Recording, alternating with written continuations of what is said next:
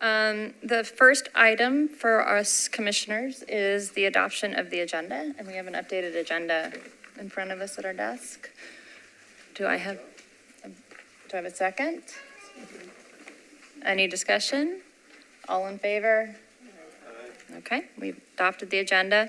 The second item is the approval of the June 27th, 2024 meeting minutes. Do I have a motion to approve? That's a motion and second. Any further discussion? All in favor? Okay, motion carries. The next item is recognition of council members, and Councilperson Rutherford, do you want to come forward or wait until your item comes up? I'll go ahead. Okay. Speak now, that's okay. Sure.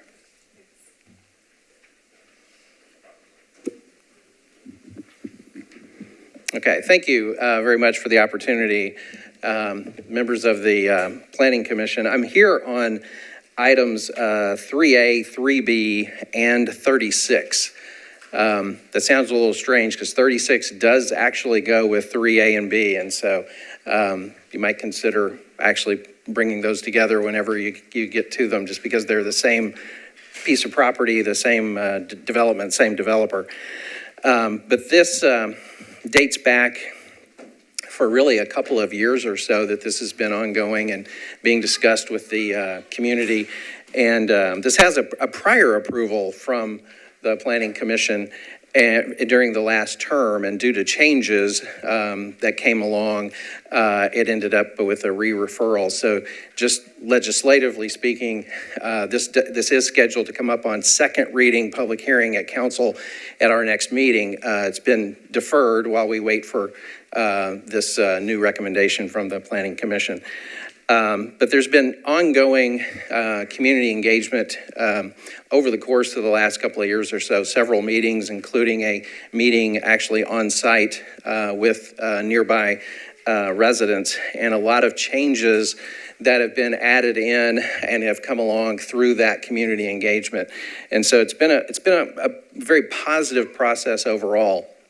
And so that's something that I wanted to share with the commission. The developer is known to me and known to much of the community because they have built in the area, not only my district, but in surrounding areas as well. So they are a known entity in that regard. Worth noting here too is this property includes land that will be set aside for the purpose of building a fire station. And so that's something that's very important to the community as well. There are two southeast area properties being eyed by the fire department for building fire stations. This one is the one that is sort of has priority, if you will. If you look at like a 20-year plan, they ultimately want 2 new stations in the area, and this one would be first. District 31, the district I'm proud to represent, is slated on the fire department's wish list as the first new build, or next new build, if you will. And so we anticipate that happening within the near term, within the near couple of years or so, hopefully during this council term. But aside from that, there's been engagement with the fire department, obviously, over that piece of property that's part of this, with general services as well. And so a lot of ongoing engagement, and the fire department part of that has been more of a recent engagement. And over the course of the last couple of years or so, as this has been ongoing, there's been a lot of changes that have come along. One of which relates to an old well on the property that's going to be protected. There's a cemetery that's going to be protected, a tree line that includes some older trees that will be protected. All of those types of things are what have come from the rather lengthy community engagement that has taken place, and has led me to believe ultimately that I think we're pretty much there with this, and I'm overall supportive of it, and encourage you to give it due consideration. Thank you. Great, thank you. Any Other council members?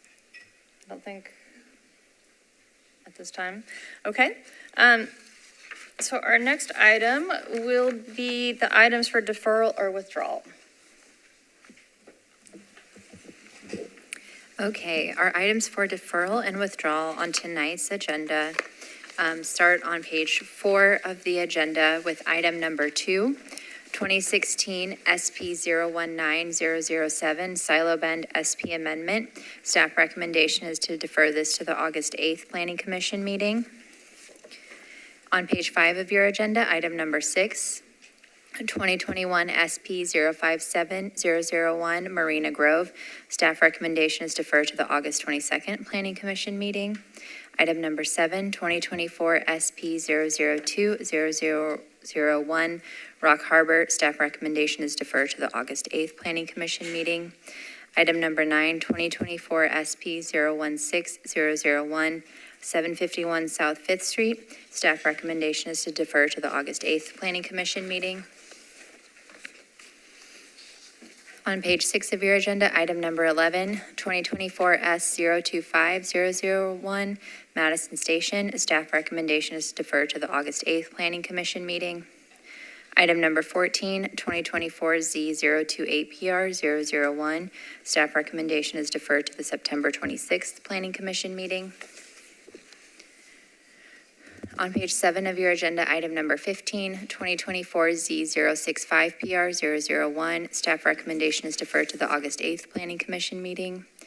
Item number 17, 2024 Z009TX001. Staff recommendation is to withdraw. On page 8 of your agenda, item number 20, 2017 SP 023006 Burkett Ridge Amendment. Staff recommendation is deferred to the August 8th Planning Commission meeting. Item number 22, 2022 SP 013002 2nd and Van Buren Street SP Amendment. Staff recommendation is deferred to the August 8th Planning Commission meeting. On page 9 of your agenda, item number 24, 2024 SP 011001 Stewart's Ferry Pike. Staff's recommendation is deferred to the August 22nd Planning Commission meeting. Item number 25, 2024 SP 015001 Talbot's Corner. Staff recommendation is deferred to the August 8th Planning Commission meeting. On page 10 of your agenda, item number 29, 2024 S065001. Staff recommendation is deferred to the August 8th Planning Commission meeting. Item number 30, 2024 S084001. Staff recommendation is deferred to the August 8th Planning Commission meeting. On page 11 of your agenda, item number 33, 2024 S083001. Staff recommendation is deferred to the August 8th Planning Commission meeting. On page 12 of your agenda, item number 40, 2024 Z074PR001. Staff recommendation is deferred to the August 8th Planning Commission meeting. On page 13 of your agenda, item number 46, 2024 Z081PR001. Staff recommendation is deferred to the August 8th Planning Commission meeting. And that concludes our items for deferral or withdrawal. Okay, so I'm going to read these back to you to double check. Items for deferral or withdrawal this evening are items number 2, items 6, 7, 9, 11, 12, 14, 15, 17, 20, 22, 24, 25, 29, 30, 33, 40, and 46. Not item 12. That is on our tentative consent agenda. Sorry. Okay. It was a typo included at the top of the agenda, but it's not for deferral. Okay. Thank you. Okay, so all the items I read, minus number 12. Commissioners, do we have a motion to approve the items for deferral withdrawal?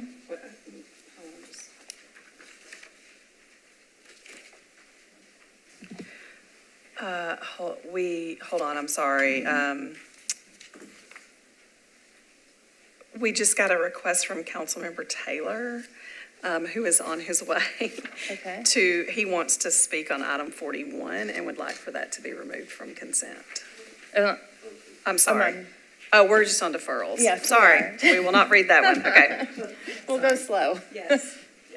Okay, so 41, we're not talking, back to the original list, plus item 46. Do I have a motion to approve? Second, okay. Any further discussion? All in favor? Okay. Any opposed? Motion carries. Okay, now we are on to the consent agenda. Okay, items on our consent agenda, so I will run through all of the items that we have listed on the tentative consent agenda to determine if there is opposition present. If there is opposition present, the items will be heard by the Planning Commission in order in which they are listed on the agenda. If no opposition is present, the item will be placed on the consent agenda. So if you are in opposition to an item and you would like that item to not be on the consent agenda, please raise your hand and we will indicate that that item will be on the agenda to be heard tonight. As noticed to the public, items on the consent agenda will be voted on at a single time. No individual public hearing will be held, nor will the commission debate these items unless a member of the audience or the commission requests that the item be removed from the consent agenda. Starting on page 3 of the agenda, item number 1A, 2024 CP 008001 North Nashville Community Plan Amendment, and the associated case item 1B, 2024 Z057 PR 001. Is anyone here in opposition to these items? These items will be on the agenda to be heard. No, these items will be on the consent agenda. We're going to make it through. Yeah. Okay, we're going to try it again. On page 4 of your agenda, item number 3A, 2023 SP 016001, the Village at Autumn View, and the associated cases item 3B, 2017 SP 087004, the Hill Property SP Amendment. Is anyone here in opposition to these items? These items will be on the consent agenda.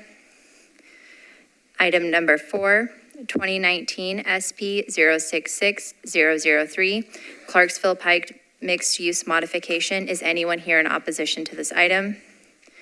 This item will be on the consent agenda. On page 5 of your agenda, item number 5, 2021 SP 041002, Curtis Property Modification. Is anyone here in opposition to this item? This item will be on the consent agenda. Item number 8, 2024 SP 013001, 3124 Murfreesboro Pike. Is anyone here in opposition to this item? This item will be on the agenda to be heard.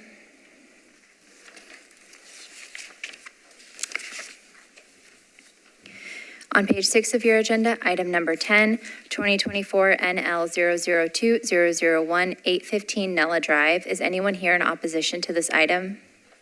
This item will be on the agenda to be heard. Item number 12, 2024 S042001, Michael Armistead property. Is anyone here in opposition to this item? This item will be on the consent agenda. Item number 13, 2024 S098001, Sky Ridge Phase 6. Is anyone here in opposition to this item? This item will be on the consent agenda.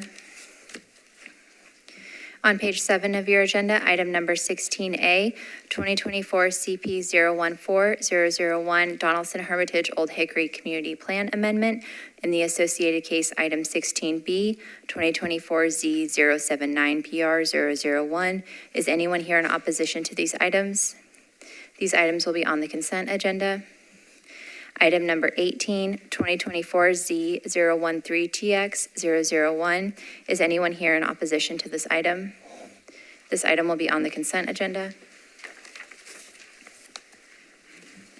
On page 8 of your agenda, item number 19, 2011 SP 024002 Eagle Point Amendment. Is anyone here in opposition to this item? This item will be on the consent agenda. Item 21A, 2021 SP 012003 Emblem Park Amendment, in the associated case, item 21B, 2024 Z013 PR 001. Is there anyone in opposition to these items? These items will be on the consent agenda. On page 9 of your agenda, item number 23, 2022 SP 051 002, 12610 Business Park SP Amendment. Is anyone here in opposition to these items? These items will be on the agenda to be heard. Continuing on page 9, item 26, 2024 SP 025 001, 2377 Couchville Pike. Is anyone here in opposition to this item? This item will be on the consent agenda. Item number 27, 2017 S 254 005 Riverview at Cumberland Hills. Is anyone here in opposition to this item? This item will be on the consent agenda. On page 10 of your agenda, item number 28, 2024 SP 027 001 701 and 709 Ewing Avenue. Is anyone here in opposition to these items? These items will be on the consent agenda. Item number 31, 1686P 002 Hermitage Marketplace. Is anyone here in opposition to this item? This item will be on the consent agenda. On page 11 of your agenda, item number 32, 2007P 004 003 Governor's Chase 2. Is anyone here in opposition to this item? This item will be on the consent agenda.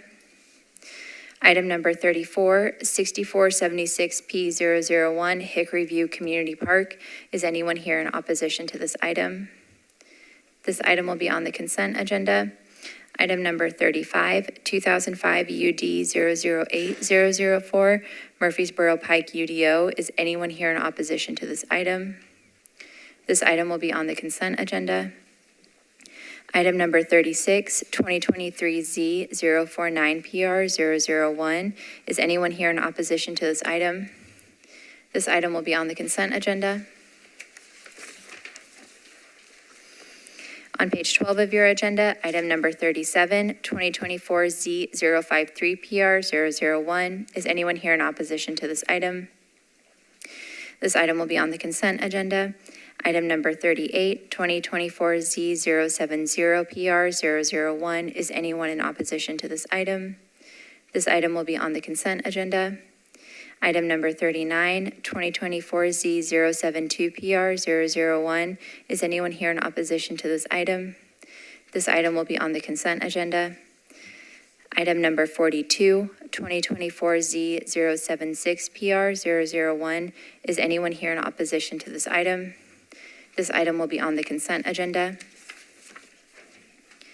On page 13 of your agenda, item number 43, 2024 Z 077 PR 001. Is anyone here in opposition to this item? This item will be on the consent agenda. Item number 44, 2024 Z 078 PR 001. Is anyone here in opposition to this item? This item will be on the consent agenda. Item number 45, 2024 Z 080 PR 001. Is anyone here in opposition to this item? This item will be on the consent agenda.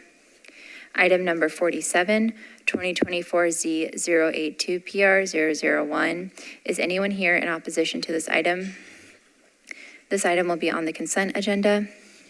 Item number 48A, 2024 CP 013-001 Antioch Priest Lake Community Plan Amendment and the associated cases. On page 14 of your agenda, item 48B, 2024 SP 028001 Global Mall Area SP, as well as item 48C 174P 017. Is anyone here in opposition to these items? These items will be on the consent agenda. I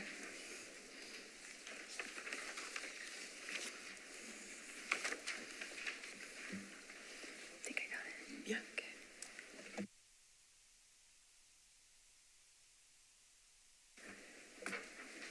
Okay. I will go ahead and read back through the consent agenda with the captions now.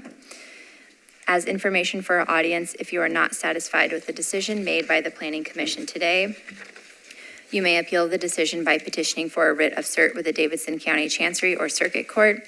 Your appeal must be filed within 60 days of the date of entry of the Planning Commission's decision. To ensure that your appeal is filed in a timely manner and that all procedural requirements have been met, please be advised that you should contact independent legal counsel. Items on our consent agenda tonight, starting on page 3, item number 1A, 2024 CP 008-001 North Nashville Community Plan Amendment.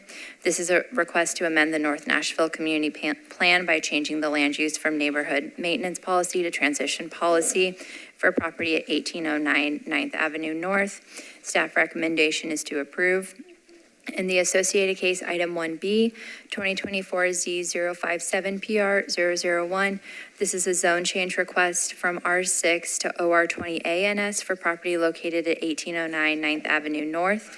Staff recommendation is to approve if the associated plan amendment is approved and disapprove if the associated plan amendment is not approved. On page 4 of your agenda, item number 3A, 2023 SP 016-001, the Village at Autumn View. This is a request to rezone from AR2A and SP to SP zoning for properties along Pettis Road and Warbler Way to permit 233 multifamily residential units and a fire station. Staff recommendation is to approve with conditions and disapprove without all conditions.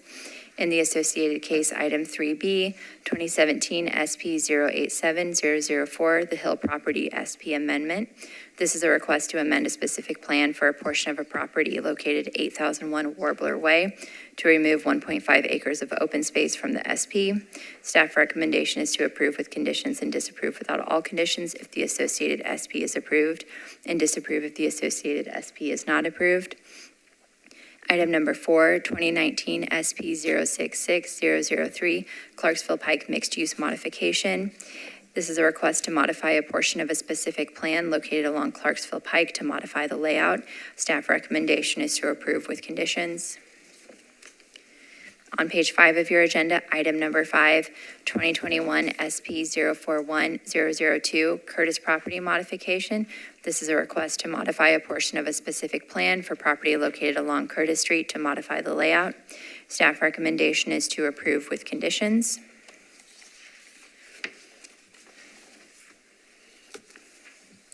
On page 6 of your agenda, item number 12, 2024 S042-001, Michael Armistead property. This is a request for a final plat approval to create 2 lots for property along Old Springfield Pike. Staff recommendation is to approve with conditions including a variance to section 4 of the subdivision regulations for lot depth. Item number 13, 2024 S098-001, Sky Ridge Phase 6. This is a request for a final plat to create 33 lots on a portion of property located at 3517 Brick Church Pike. Staff recommendation is to approve with conditions. On page 7 of your agenda, item number 16A, 2024 CP 014-001, Donaldson Hermitage Old Hickory Community Plan Amendment. This is a request to amend the Hermitage Community Plan by changing the land use policy from neighborhood evolving policy to district industrial policy for properties located along Pulley Road. Staff recommendation is to approve. In the associated case, item 16B, 2024 Z079PR001. This is a request to rezone from AR2A to IWD for properties located at 2435 Pulley Road and Pulley Road unnumbered. Staff recommendation is to approve if the associated plan amendment is approved and disapprove if the associated plan amendment is not approved. Item number 18, 2024 Z013TX001. This is a request to amend section 17 of the zoning code as it relates to commercial amusement inside and commercial amusement outside. Staff recommendation is to approve. On page 8 of your agenda, item number 19, 2011 SP 024-002, Eagle Point Amendment. This is a request to amend a specific plan for properties along Unit Antioch Pike to permit 45 multifamily residential units. Staff recommendation is to approve with conditions and disapprove without all conditions. Item number 21A, 2021 SP 012003 Emblem Park Amendment. This is a request to amend a specific plan for properties along Bianca Page Way, 4th Avenue South, to modify the permitted uses and remove a portion from the SP boundary. Staff recommendation is to approve with conditions and disapprove without all conditions. In the associated case, item 21B, 2024 Z013 PR 001. This is a request to rezone from SP and IWD to MULA-NS zoning for properties located along 4th Avenue North and Bianca Page Way. Staff recommendation is to approve if the associated SP amendment is approved and disapprove if the associated SP amendment is not approved. Continuing on page 9 of the agenda, item number 26, 2024 SP 025001 2377 Couchville Pike. This is a request to rezone from R20 to SP zoning for property located at 2377 Couchville Pike to permit industrial uses. Staff recommendation is to approve with conditions and disapprove without all conditions.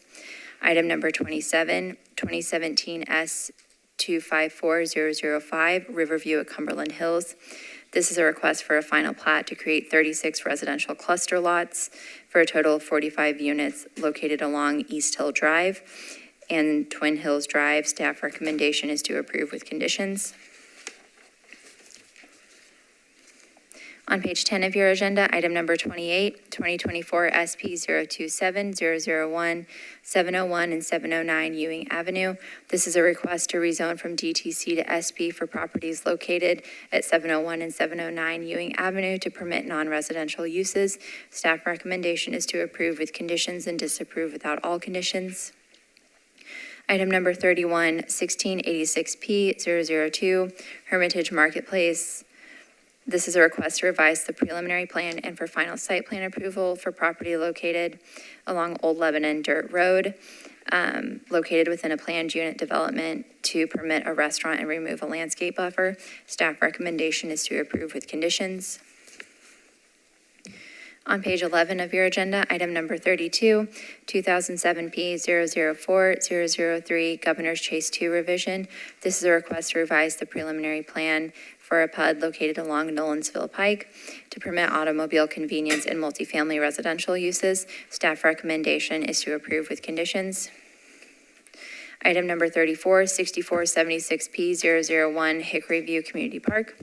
This is a request to revise the preliminary plan and for final site plan approval for property located along Nolensville Pike to permit a takeout restaurant. Staff recommendation is to approve with conditions. Item 35, 2005 UD 008-004 Murfreesboro Pike UDO. This is a request for a modification to the Murfreesboro Pike Urban Design Overlay District for property located at 3332 Murfreesboro Pike to permit a modification of the front setback requirements. Staff recommendation is to approve with conditions. Item number 36, 2023 Z049 PR 001. This is a request to rezone from SP to R40 for property located at 6397 Pettis Road. Staff recommendation is to approve. On page 12 of your agenda, item number 37, 2024 Z053 PR 001. This is a request to rezone from RS10 to R10 for property located at 1709 River Drive. Staff recommendation is to approve. Item 38, 2024 Z070 PR 001. This is a request to rezone to from R8 to IWD for properties located along Haney Avenue and Brick Church Pike. Staff recommendation is to approve. Item number 39, 2024 Z072 PR 001. This is a request to rezone from RS 7.5 to RM20A NS for property at 218 Chilton Street. Staff recommendation is to approve. Item number 42, 2024 Z076 PR 001. This is a request to rezone from RS10 to R10 for property located at 1808 Manchester Avenue. Staff recommendation is to approve. Item number 43, 2024 Z077 PR 001. This is a request to rezone from RS5 to R6A for property located at 203 Alberta Street. Staff recommendation is to approve. Item 44, 2024Z078PR001. This is a request to rezone from RS10 to R10 for property located at 3107 Doak Avenue. Staff recommendation is to approve. Item 45, 2024Z080PR001. This is a request to rezone from RS5 to R6A for property located at 2218 Foster Avenue. Staff recommendation is to approve. Item 47, 2024Z082PR001. This is a request to rezone from RS7.5 to R15 for property located at 650 Ewing Drive. Staff recommendation is to approve. Item 48A, 2024 CP013001, Antioch Priest Lake Community Plan Amendment. This is a request to amend the Antioch Priest Lake Community Plan by adopting the Global Mall Area Master Plan for properties along Hickory Hollow Parkway, Mount View Road, and Bell Road. Staff recommendation is to approve.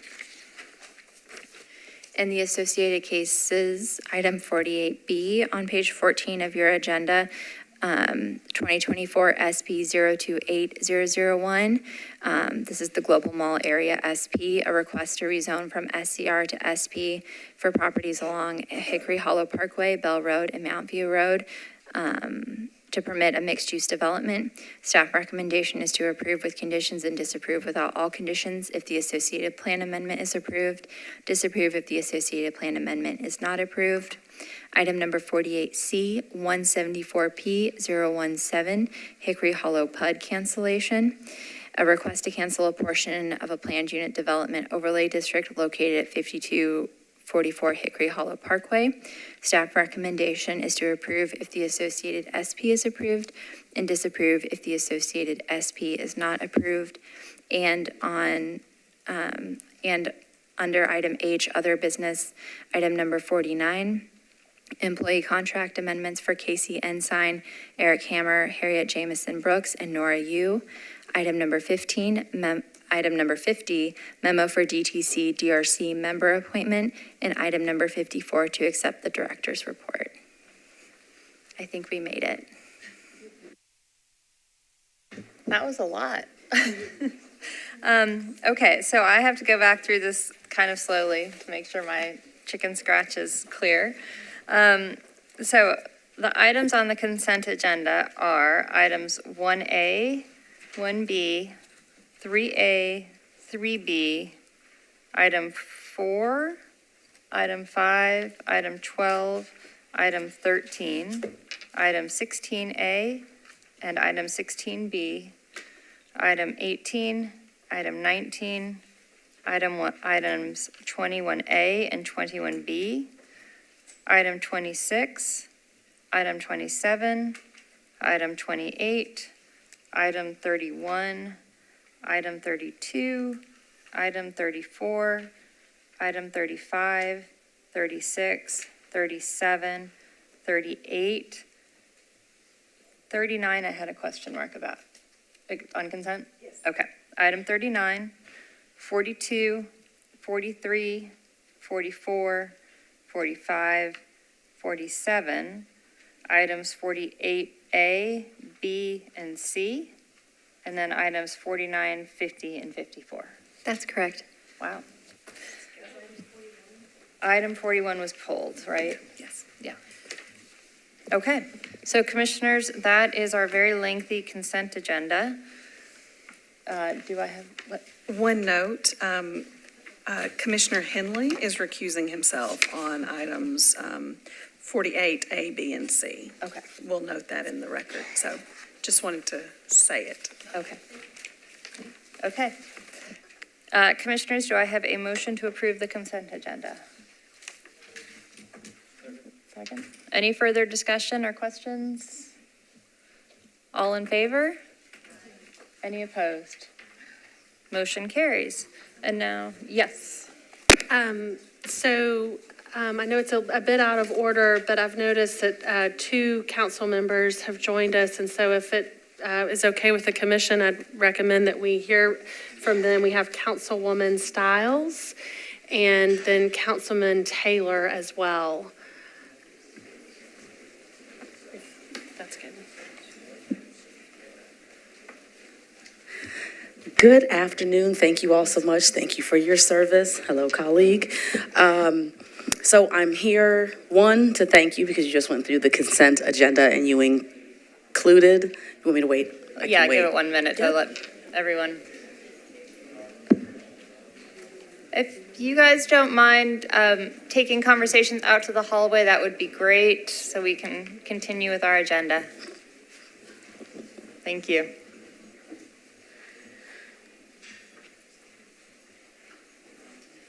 Okay, I'll start again. Okay. You all heard the thank you part. Okay, so I am thanking you for the consent agenda for items 48A, B, and C. That is going to be for the revitalization of the Global Mall, formerly Hickory Hollow site. I'm super excited that we are finally ready to go, specifically for a couple of items. The Performing Arts Center that's going to be going on the site so that my community members don't have to drive downtown. We'll be able to bring things out to our community. Theater, dance, film, all of these things are going to be included in that particular location. We're building a daycare, a boutique hotel, artist housing, so we can be ground zero for artists here because we don't have enough housing for the people that are drawing so many people here. So thank you for that. You have made that happen, and I appreciate it, and my community is grateful. The second item is number 23, and that is Old Hickory Boulevard. And that is a project that is going to be 2 warehouse buildings. There's a piece of that land that the owner is not using that we need for an easement for Starwood. So to get said easement done, I rolled back several of the things that were included in the SP in terms of building materials and requirements for some sidewalks inside that aren't going to be used by the public. This is off of Hobson Pike. It is not in public view. So it's a side street, and without these building materials, the building can still move forward, but this allows us to function and focus on 65 acres of revitalizing Starwood. Because without that easement, which thankfully just got taken care of, that is our commercial entrance. That site is going to have multiple uses, and commercial is going to come out of one entrance and exit. So without that piece of land, we didn't have an option. So I am asking you to please approve it so that Starwood can also move forward. We have a great plan. I can't present the plan until we get this piece of the puzzle completed. And so I know that there is some concern that we're rolling back the building materials. However, again, it's on a side street. No one's really going to see it. And weighing that project against Starwood, it really doesn't measure up. So without it, Starwood doesn't move forward.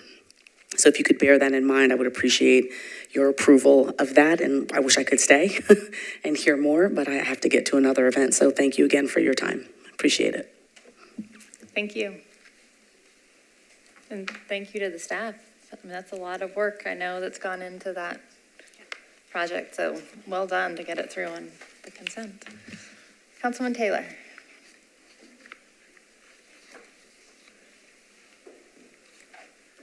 Good evening, Commission. This is the first time I've had a chance to greet you all this term.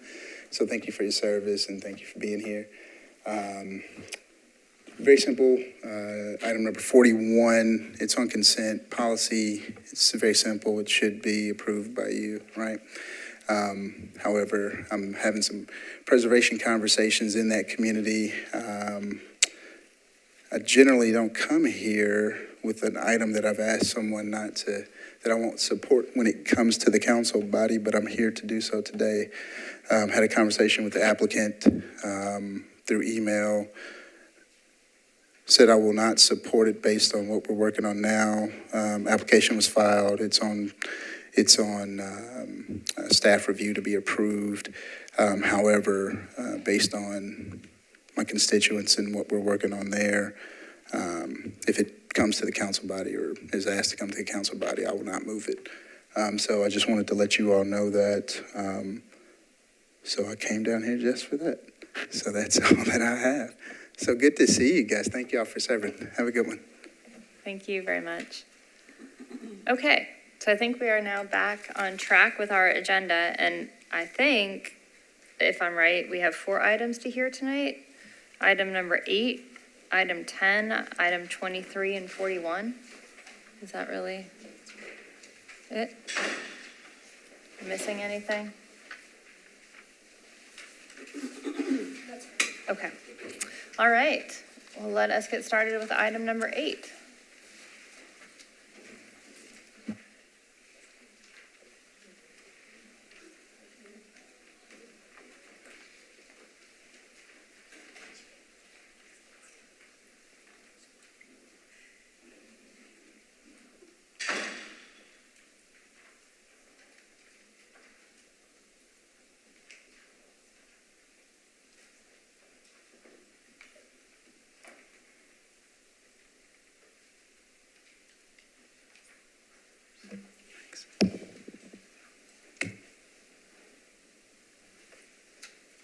You ready?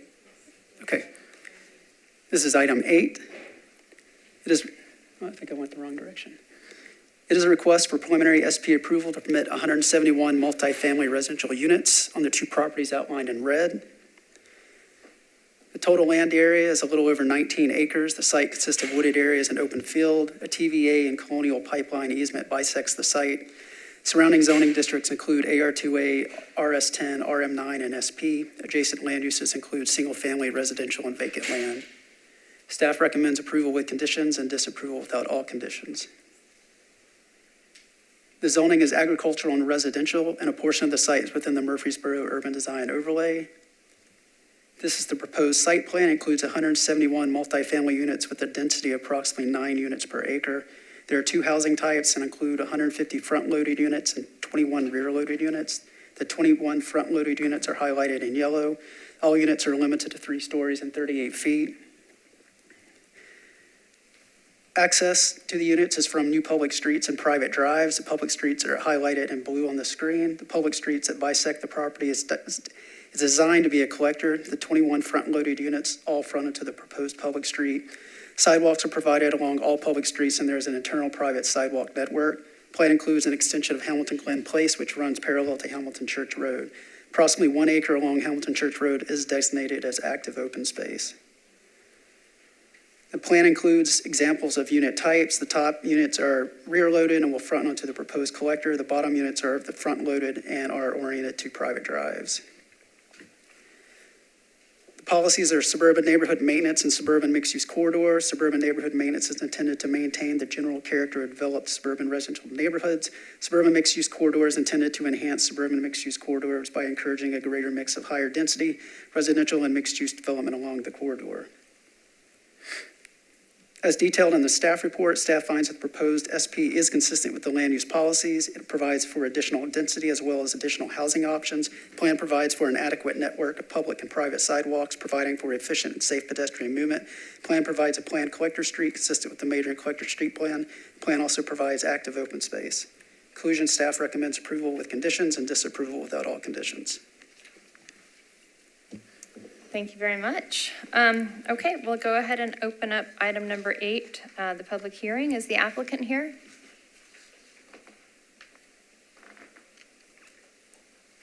You will have 10 minutes and you can hold 2 minutes back for rebuttal. Start with your name and address. Thank you very much. My name is Casey Keister. I'm with Meritage Homes. Address is 2555 Meridian Boulevard. I want to thank you for your time tonight and your consideration of this project. We're really excited about this project. As mentioned, we're excited to provide some additional much needed housing to Nashville. Throughout this process, we've worked diligently with planning staff, with NDOT, and with Councilman Harrell on the project. It is in line with the future land use plan. It's in line with a previously approved SP that was unanimously approved by commission a few years back. So we've matched that. We've matched the future land use, worked with staff. We agree with all conditions of approval. We're happy to agree with those. We comply with all regulations. So I really think it's a quality plan. We're excited about it. We would ask that you all approve it this evening. I'd like to reserve my last couple minutes for rebuttal. And would be happy to answer any questions that may come up. Thank you very much. Great, thank you very much. Okay, is there anyone here speaking in support of item 8? Anybody here speaking in opposition to item 8?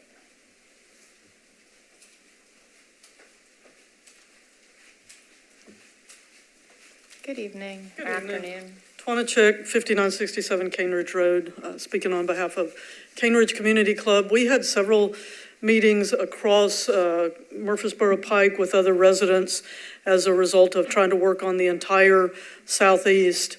And this plan, if you look at the first slide that was presented, it's a very forested and field full of grass and green right now.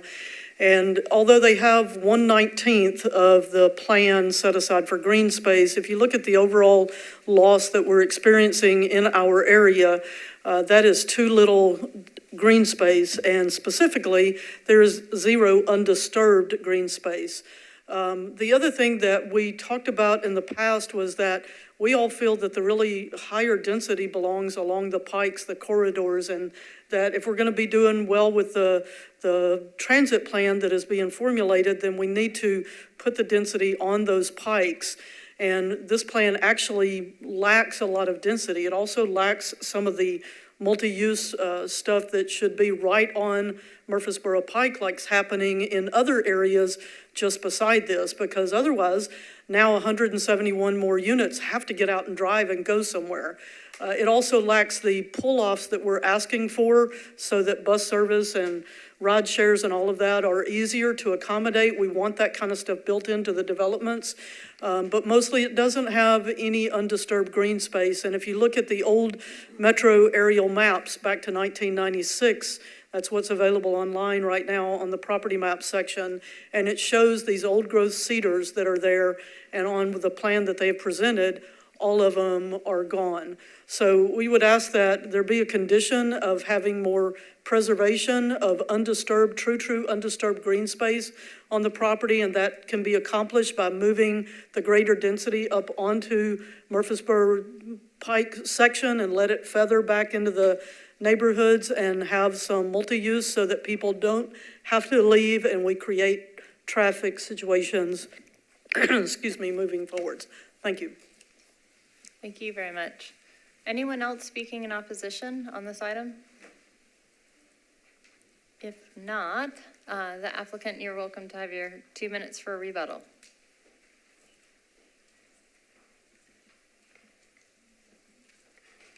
Very minor comments on my end. Current plan shows 9 acres of open space. At the very back or Project North, we have kind of an undisturbed area. We might, as shown there, put a walking trail or something to activate it a little bit, but planning on leaving that as a undisturbed open space. And we've worked with staff on the TDU and tree planting calculations to plant back street trees and enhance some of the features and return some trees to the site. Okay, thank you. Thank you. I will go ahead and close the public hearing. And Commissioner Leslie, can I start with you? Oh, you have no voice. Okay. Commissioner Clifton. In regard to some of the comments by the neighbor in the area, do we sometimes make allowance for pullouts and what was being described by the citizen? WEGO has reviewed this plan, and they have recommended approval. So they've looked at their long-range plans and where they want stops. So this is something that they have looked at. With all plans, NDOT is always looking at loading and unloading and where ride share might take place or those sorts of things. And so NDOT has also reviewed and approved. But like Jason said, all of the agencies, we do sort of work with them on their review of projects. So that's a standard that is looked at. Well, they're handled differently for every case. I mean, for something like this where there are private drives, it might not be as necessary to have like a designated ride share drop off, which might be needed for, say, a multi-story hotel in downtown. Sure. So each land use sort of has different needs in regards to those sort of circulation issues. And so when you have sort of townhomes in this form along private drives, we would probably, then you would assume that the ride share and those sorts of things are going to take place on those private drives. You typically wouldn't designate an area on the public drives for those, or public streets for those types of uses. Thank you. Do others have questions or comments? I go around. Yes, Commissioner Gamble, Council Lady Gamble. Thank you, Chair. Question about the community engagement. I know the council member is not here, but just wondered, I think our speakers said that this project is maybe not within the community, but adjacent to the community, and just wondered if there was any information about community engagement, how many meetings were held, and if they were open to adjoining neighborhoods. My understanding is that there were multiple community meetings that have taken place. Yes, Brett is confirming, he's nodding his head for me. Yes, he spoke with Councilmember Harrell earlier today, and Councilmember Harrell had indicated that he had hosted multiple community meetings in regards to the project, and that he, I think that the indication from him was that he had not heard a great deal of anything, not a lot of opposition from his standpoint. Thank you. And one last question. As far as maintaining some of the natural vegetation in the green space, is there any natural trees that are currently there being maintained in the green space? Was there an issue with that?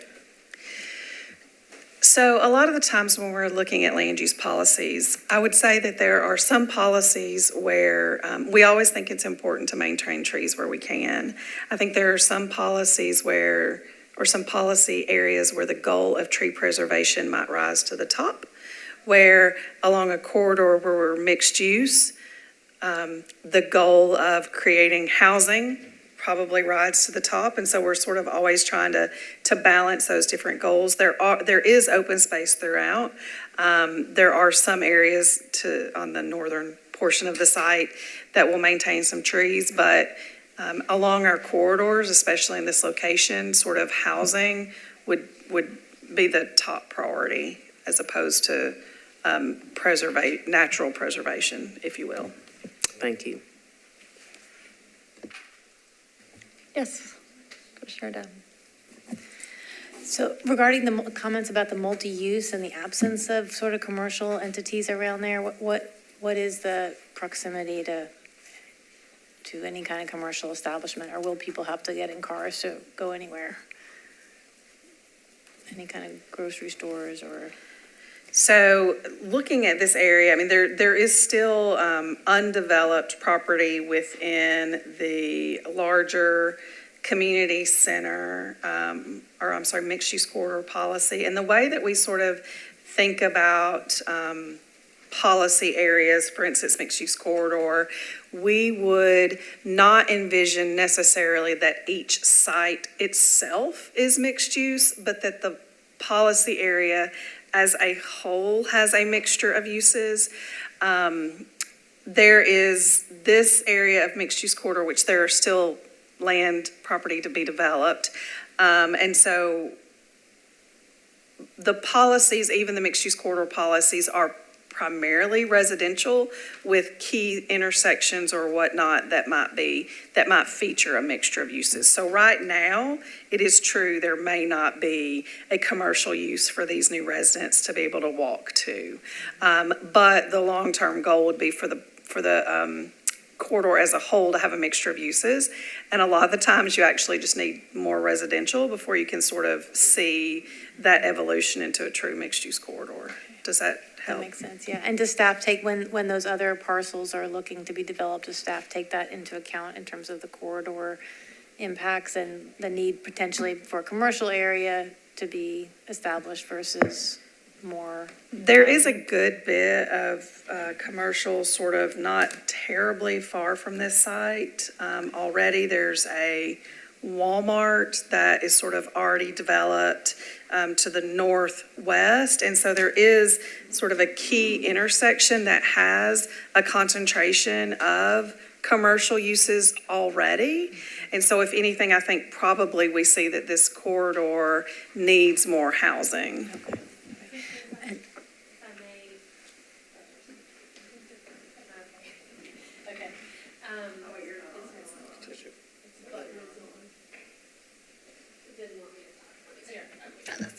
Okay, when John Houghton's team goes out and does sector or area planning, depending on the scope, they will often get into that level of specificity. So with the global mall plan that was just approved, there was a market analysis done as part of the approach. And so there were underlying market conditions that informed our recommendations about land uses. You saw that on the East Bank as well. So the department does, you sort of, I thought I heard you ask kind of a broader question. Is that something you consider? Yes, we will. It's usually done as part of a community planning effort where we're looking at a specific corridor, as opposed to Lisa's team, land development, will evaluate whether a zoning meets the policy. And the policy has certain assumptions associated with it. But I wouldn't say that we go into detail on whether or not there's a grocery store, for example, a parcel or two away, unless there are pedestrian, vehicular, or bicycle access points that we're really trying to promote. And so then we really will try to get into that level of detail. But as an underlying land use or zoning recommendation, we probably would not. Does that makes help sense, a little yes. bit? Okay. Yeah, and that's helpful. And then one follow-up question on the trees and the canopy. I think we all know that it's really important to have, the more tree canopy you have, it's really beneficial to residential neighborhoods. And it sounded like there was trees being taken down, but also replanting of trees. And I'm just curious about the types of trees, because sometimes you take down huge old growth and you put back small things that grow fast but never get big and get torn down. And like, So they will have to meet TDU, tree density units. They'll have to meet the requirements of the code in regards to tree density. Trees that are planted back will likely be smaller. We will certainly, when the final site plan comes in, encourage the applicant to maintain trees where possible, but they will be meeting the code requirement in regards to planting trees back. Does TDU have species requirements? There are some prohibitions, but there's not just a requirement. I mean, typically, there will be required, if there's any buffers, those usually have requirements for like understory, canopy, but not just a specific species. So any sort of parking area would have specific tree types, but then they'll have to be stamped by a landscape architect with the final site plan, and typically they will provide for variety of species types. Okay, thank you. Any other questions? Yeah, Commissioner Henley. I know our conversation touched on the green space, and I noticed that parks wasn't engaged. The dedicated park area is called out as privately owned and maintained. But is there any language in the document about the accessibility of that park? Because again, I know it's a privately held park. The intention seems clear by it facing, a street. But I was just curious if there was, and I didn't see a specific condition associated with that. So I was just curious if that had been discussed. No, it is open space, and Jason, correct me if I'm wrong, open space to be utilized by the residents of this development. Right. Correct, it's maintained by the. And maintained by the HOA. So it is not publicly accessible open space. It is open space for the benefit of the residents of this development.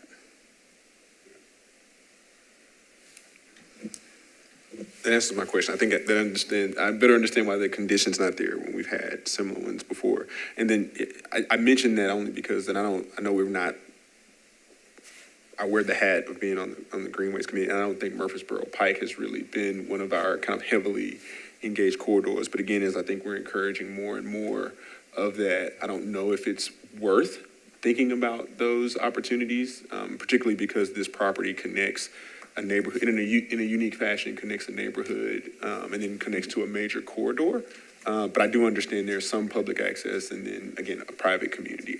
That was the reason for bringing up the comment. Commissioner, we would welcome a conversation with Parks and the two commissions if we needed to think about a different model for, providing smaller pocket or residential open spaces that are situated within plans like this one. So when we have discussed it previously, sometimes we'll hear from the Parks rep that maintenance and other kinds of issues are a challenge for parks. And so I think if there's a different platform or way we can approach this, we're really open to it. So happy to have a joint work session or something along those lines. But this is pretty consistent with how we approach developments within HOAs. Any further questions, comments? If not, then we will be ready for a motion. Someone wants to take a stab at that? I think since I was the last one to talk, there's a little bit of expectations there. But no, I move to approve staff's recommendation, to approve with conditions and disapprove without all conditions. Very good. Any other discussion? All in favor? Any opposed? Motion carries. Okay. We are on to item number 10.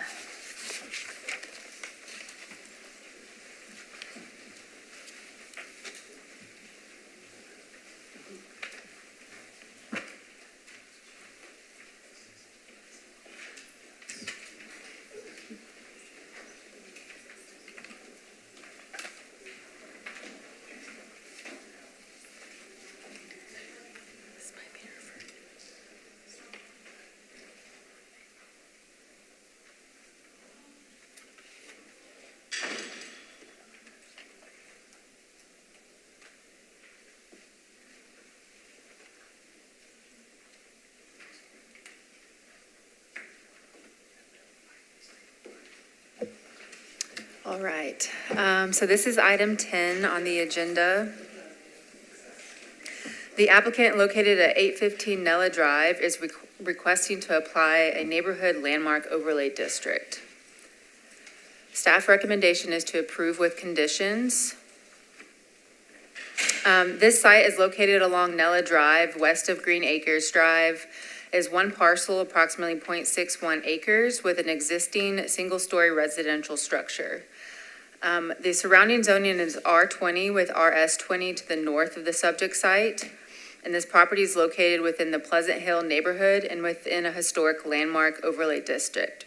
This subject site was approved for a historic landmark overlay by Metro Council in 2023 due to its significance as Patsy Cline's 1961 ranch house dream home. And this subject site is in our T3 suburban neighborhood maintenance policy. The proposed neighborhood landmark overlay district establishes uses that are not permitted in the base zoning district to allow for the preservation and reuse of the unique structure. There are no proposed changes to the existing structure or the exterior modifications. The uses proposed will reside in the existing 2,770 square foot structure on the property. And those proposed uses on the development include short-term rental property, a museum, and a multimedia production studio. There is currently space for approximately 8 cars on the property without impacting street parking. And there are no additional parking is proposed. The lot does have frontage on Nella Drive, and vehicle access will continue to be from Nella Drive. And therefore, staff does recommend approval with the conditions.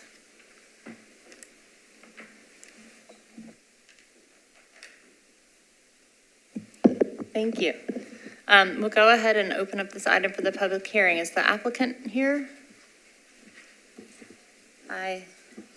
you'll come forward. You'll have 10 minutes. You don't need to use it all. You can hold 2 minutes back for rebuttal and start with your name and address.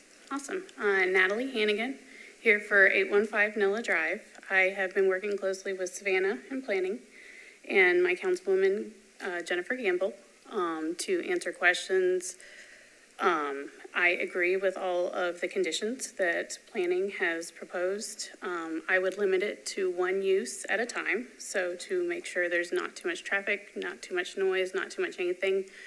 I helped with getting the historic overlay because I want to preserve the history and the character of this home. I do not want to change anything, and I don't want people in the future to be able to do so either. And as far as anything that's kind of open-ended, the multimedia production situation is not built yet. It would be in a small corner of the large garage with 2 walls underground, one facing the inside of the house and one facing the rest of the garage. And we're working with a sound engineer to make sure and keep that soundproof. So not to disrupt anything else.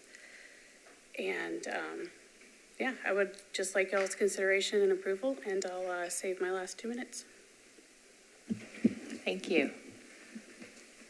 Is there anyone here speaking in support of item 10?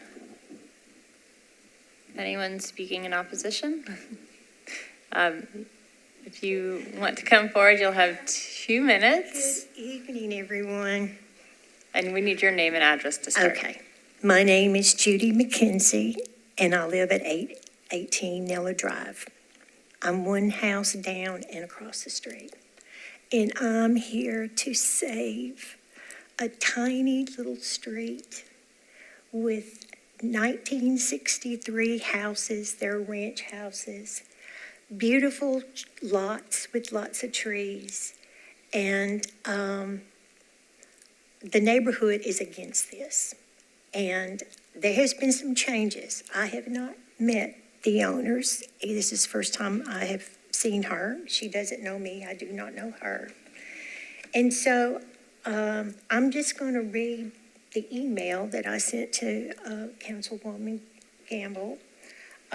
All the neighbors we've got a petition, and they have emailed Mrs. Gamble. And because of doctor's appointments and work, there's only 2 of us would be able to come. So just let me kind of read this to you. I told you my name is Judy McKenzie, and I live at 818 Nella Drive in Goodlettsville. And my husband and I have lived there for 40 years. And I know I was there for a long time before I even knew that was Patsy Cline's house. There have been 2 other families to live there, and there was not any commercial use for that. It's a quiet neighborhood, and everyone enjoys living here. And only if you live on the street, you would enter the street.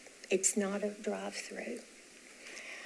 There are couples, this is every day, pushing strollers, walking their dogs, in neighborhoods walking daily in groups. And when we read about the application, we did not know the plans. We have heard that we're at your 2 minutes. I'm sorry. Do you want to allow your husband to finish reading? Oh, he's not my husband. He's a neighbor. But I'm sorry. Do you want to allow your neighbor to finish? I just want to let you know that the traffic would be difficult. Okay. And they had a function yesterday, and I have pictures of that. Well, if you would like to share that, but we do have rules that it's just 2 minutes for each speaker. All right. I didn't know I had a minute or 2. I didn't know what I had, but I'm just concerned about the traffic, the noise, the buses. I don't know what a culture. Thank you. We'd be happy to take a look at the pictures if you want to send those around. Have you just blown me off? I don't want to blow you off, but we have rules that you I just want you all to think about this if you would like this in your neighborhood. We understand, and appreciate your thoughts, but we do just have 2 minutes per speaker. I'm sorry, I didn't know the protocol. Thank you. please consider this. Yeah, we will. We certainly will. Others speaking in opposition? Okay, if not, then applicant, you have 2 minutes to respond. Okay, I will make this short.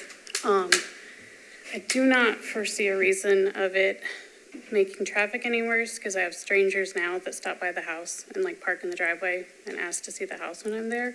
So I think it will be similar. It is a large driveway, just in case, like a very large driveway. And yesterday, yes, there was a photo shoot and people parked in the road because they rented a 1958 Buick for the photo shoot. So I think the street is public parking, but those do occasionally happen because it is Patsy Cline's house. And outside of this, I would still allow photo shoots to happen. So that's all. May I say one more thing? No, I'm sorry, ma'am. If we have questions, we'll come back to you. Thank you. Okay, I will close the public hearing and Council Lady Gamble, can I ask you to go first? Sure, thank you. Yes, it is true that we have had 2 community meetings about this project and didn't hear a lot of opposition at the community meetings. Really didn't hear any, actually, but I did receive emails from neighbors on the street concerned. The initial application was for commercial rezoning. It has since been changed. I know there was a lot of concern about the commercial rezoning. It has since been changed to the historic neighborhood landmark overlay zoning, which is less intense. It does allow for the Airbnb, the short-term rental, non-owner occupied short-term rental. It allows for the museum use and the music studio use. We just had our latest meeting on Tuesday of this week, and those changes were explained at that meeting. And the idea that all of those uses wouldn't be happening at the same time seemed to comfort people who were at the meeting, although there were no residents who live on the street at that meeting. And so I think that is better. I was concerned myself about the commercial use. I think this neighborhood landmark use is less intense, much better. I do have a question, though, about the photo shoot. Was that commissioned by the owner? Is that something that will be happening in addition, or was that something that was separate, and because it's Patsy Cline's house, people come and... It was a one-off. Okay. Yeah, people reach out when they get my name and address. We'll have to have you come back to the... Sorry. It was a one-off. Because it's Patsy Cline's house, people will look up public records and reach out to me directly. So, no, it's not a normal, but because it's Patsy Cline's house, they did want some pictures. It was some 1969 boot company. And if that happens moving forward, once you get this plan in place, I see there is a parking pad and spaces. Would they be able to use that? If they had not rented that Buick, they would have been using the parking pad, 100%. Thank you, thank you. With that, I'm comfortable moving forward. I know there are still some concerns that neighbors have. I believe the commission received one email in opposition. It didn't talk about what that opposition is. I'll continue to work with the neighbors on the street to kind of explain the changes, because I'm not sure that all of the neighbors understand that it's been changed from commercial to this historic land use. But I'm comfortable at this point moving forward. Other questions or comments from commissioners? Yes, Commissioner Allen. I had a question just about the cultural center or museum use. Because it's not deemed commercial, is there a limit to the occupancy?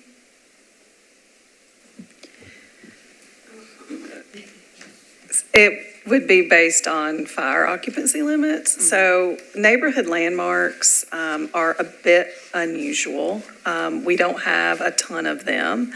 As Councilmember Gamble mentioned, this is under a historic landmark, and the historic landmark does not impact uses. It only protects the building from alteration or change.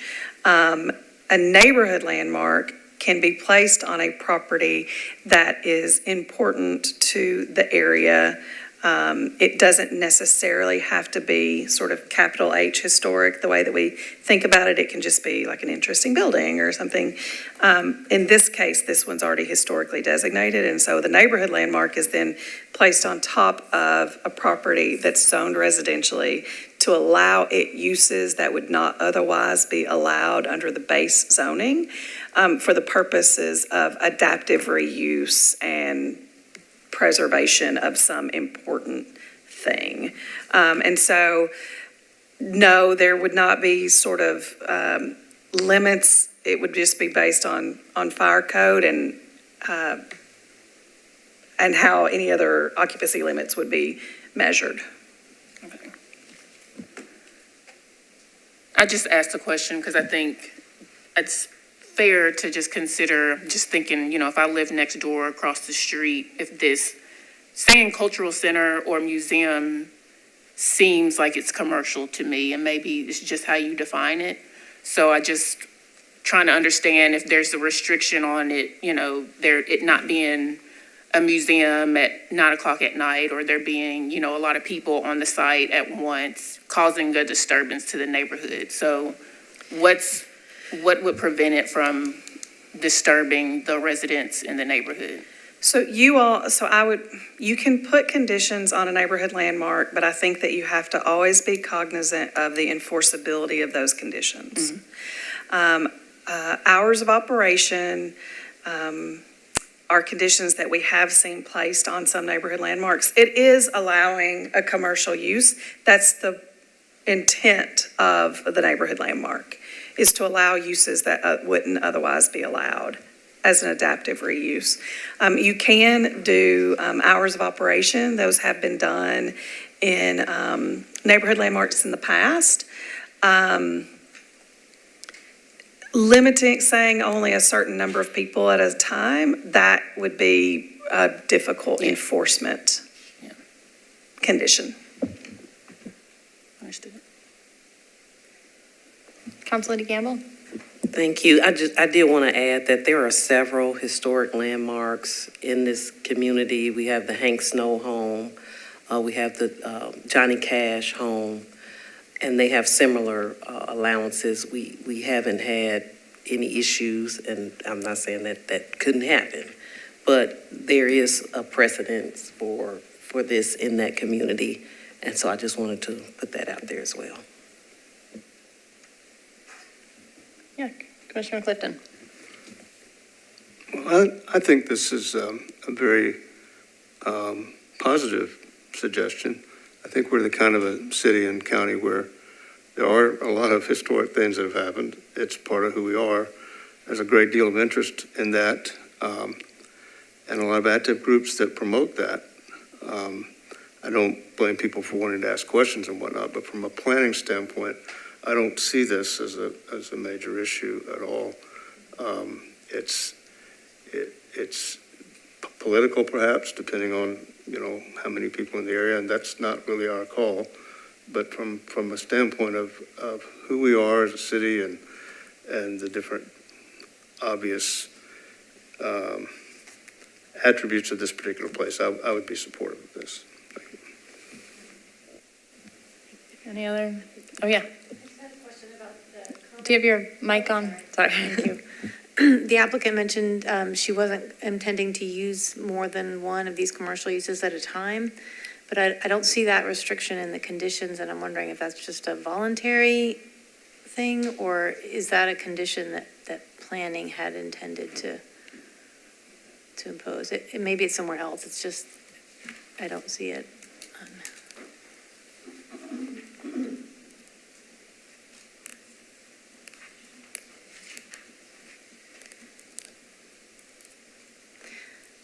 And I just raise that because if that is an issue, we should be clear about whether it's okay to have all of those commercial uses at the same time or not.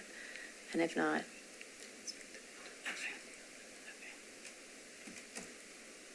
but I agree with Commissioner Clifton about the this does seem like an important and positive thing, and people will learn more about the history of our city. So there is a plan that goes along with this that includes restrictions, and we can make sure that that's listed in there, because there are like studio hours not past 8 p.m., no signage except for the historic landmark sign that's already in there, no exterior modifications. So there are conditions that are in sort of a plan document. We can make sure, just include that in your motion, that you want it specified that only one of the uses at any particular time. I mean, I'd like to hear other commissioners' views about whether that's required. Okay. I think that's a great idea. That was explained at our meeting the other day, and I think that alleviated some concerns from people. It alleviated some of my concerns, but I think it's a great idea to have it in writing specifically. And if we can do that here at this stage, I think that would be great. Sure. Commissioner Leslie.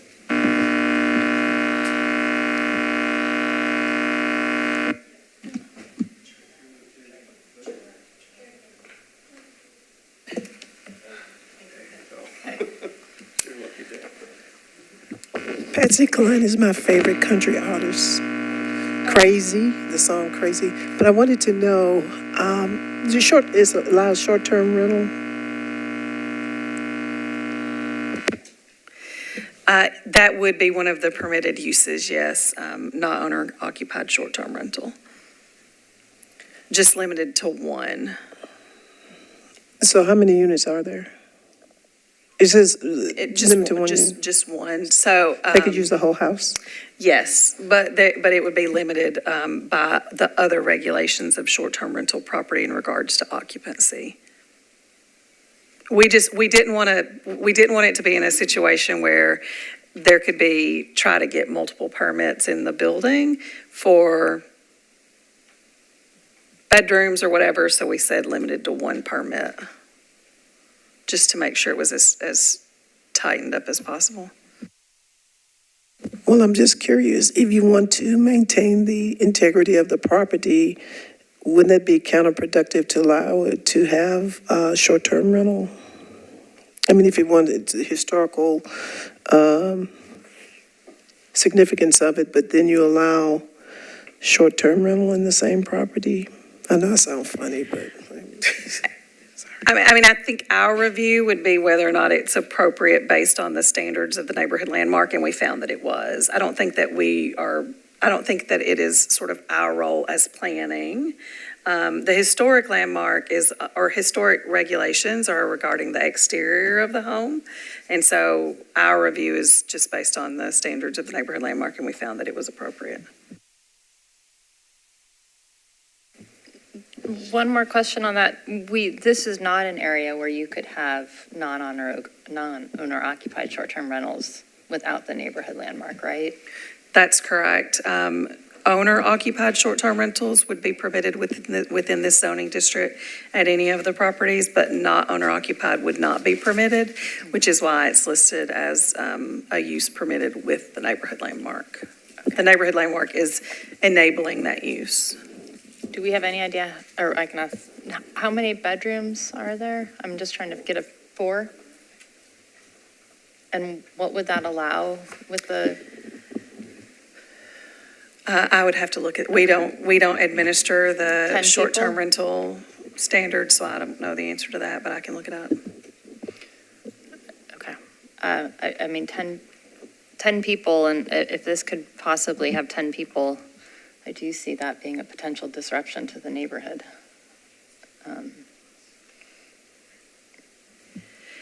There are standards for noise complaints that would be no different from if it was a single homeowner having a party at their home. Right. The same noise ordinance still applies, and the enforcement mechanisms are the same. Yeah, okay. Commissioner Gamble. Thank you. I wanted to find out about the recommendation for condition on use not have, and I wondered if planning has some suggested language for that, and if we could add also that the museum and recording use have a specific cutoff time, like 5 or 6 p.m. or something to that effect? The plan specifies right now that the recording use would be no later than 8 p.m. That's what's indicated currently. If you wanted to set a different time for the museum, I think that it is within your purview to do so. I would suggest, and the occupancy for short-term rental is likely 12, based on 4 bedrooms. Based on the standards that the city has adopted countywide for short-term rentals for that number of bedrooms. And then in regards to the uses, I would just suggest that under permitted uses, that the permitted uses are as follows, as listed, and just indicate that only 1 permitted use is allowed at a time. I will hazard you to say that enforcement of that would be based on likely if there were complaints, then we would have to do an investigation to determine if there was an enforcement issue. So just letting you know that. And that's fine, because if there are complaints, and also, I guess I have a question, with the other short-term rentals, there's a annual permit renewal. Is that the case with this? They would be governed by all of the standards of the short-term rental permit issuance in regards to fire inspections, fire or smoke detector location. Yes, all of the standard requirements and permits, they would still be held to those. So if there are complaints, then they have an annual permit renewal, and that I'm sure would be weighed in. So, okay, thank you for that clarification. Commissioner Donovan? So are we adding a condition? And is the condition going to also include the enforcement language, or just the conditions listed in number 1 shall be? I was just giving you sort of information about the enforcement, yeah, so. It would be the limited, the hours. And just to clarify, 1 use at a time. So if the house is set up as a cultural center, then you would not be renting it. But if the house is, so there wouldn't be people coming into the house. Okay. And that would be a difficult, hours of operation are pretty easy enforcement. If you say you can only use 1 at a time, and someone calls and complains they're using it for more than 1 thing at a time, enforcement is going to be somewhat difficult. So I just am letting you all know that. So anytime, we've had some neighborhood landmarks in the past where conditions have been added, and then neighbors have complained, and we've gone out and done inspections, but if the thing that's being complained about is not happening at that very moment, then it's sort of difficult to enforce. And so if somebody says there is somebody in the production studio and the museum is open at the same time, it's going to be difficult to enforce that. I'm just letting you all know. So my concern is that I'm just a little bit confused. You have a museum, you want to maintain its integrity, but you allow people to come in and live in it while it's a museum, correct? As a short-term rental? And that is the proposal of the applicant, yes. And is there another zoning that is more restrictive, that it does not allow the short-term rental component? The neighborhood landmark can allow for any uses that the applicant asks for, so long as they are, they could list out 15 different uses that are permitted within a neighborhood landmark. So that's how the neighborhood landmark tool works, and the uses may vary. For example, there's a neighborhood landmark in the Nations that is a brewery and a bakery in an old church building, and that is that neighborhood landmark. And so they are all different depending on their context and where they are located and the thing that makes them unique. So in the case of the building in the Nations, the architecture sort of made it unique. It's not necessarily historically, a reason to preserve it, but it's cool building in the neighborhood, and so it's used for something that's sort of cool, right? The thing that makes this unique is its tie to Patsy Cline. And so then the uses are going to be more structured around sort of that aspect of why it's important to the community. And so there are a range of uses that the applicant has proposed. We have found that those are appropriate, but you all are reviewing it. And if you find that it doesn't meet the standards of a neighborhood landmark, which we've sort of outlined in the staff report, then I think that you all are within your ability to make recommendations as such. Councilor Gamble? Thank you. I appreciate this discussion. I appreciate the neighbors who came down to speak on this. I did want to just point out that the Hank Snow house that is on Marthona Drive is also used as a non-owner occupied Airbnb, and there's a neighbor 2 doors down that maintains the house. I wonder if the owner can talk about maintenance strategy for the home. It hasn't been a problem because the maintenance person lives on the street. So Oh, like as far as, maintaining the short-term rental. I see it as a landlord situation, so if something breaks, I would fix that before I would fix something in my own house. If something gets disrupted, that would be addressed sooner than like, say, I would live with it for a while. How close do you live to the property? Oh, 10 miles. It's a 20-minute drive. I go out there like 2 or 3 times a week right now. I guess what I'm asking is have you considered having someone who actually lives on the street helping with maintaining that? I know that is the case with the Hank Snow Ranch, and haven't had any issues with the Hank Snow Ranch. I think it makes a difference when there's someone who lives on the street that has some eyes. So just wanted to put that out there. I check in with the neighbor across the street, Jean Doyle.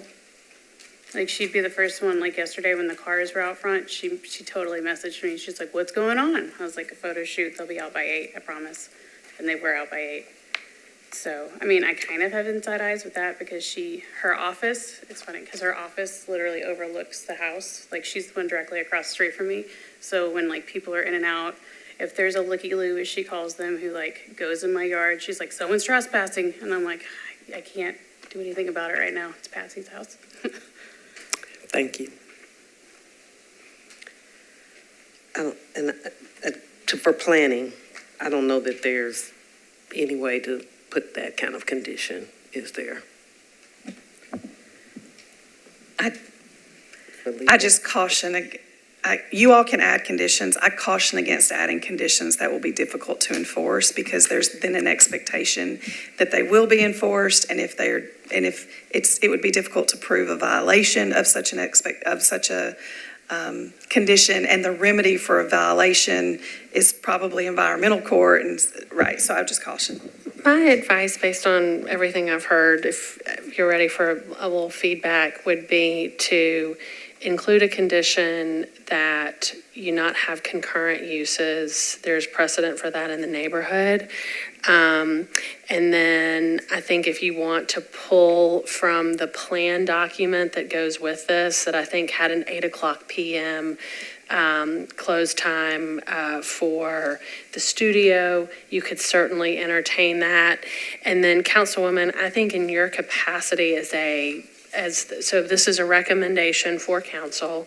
So in your capacity at council, if you believe that is a threshold issue, I think that is a threshold issue that you could certainly determine how you wanted to proceed.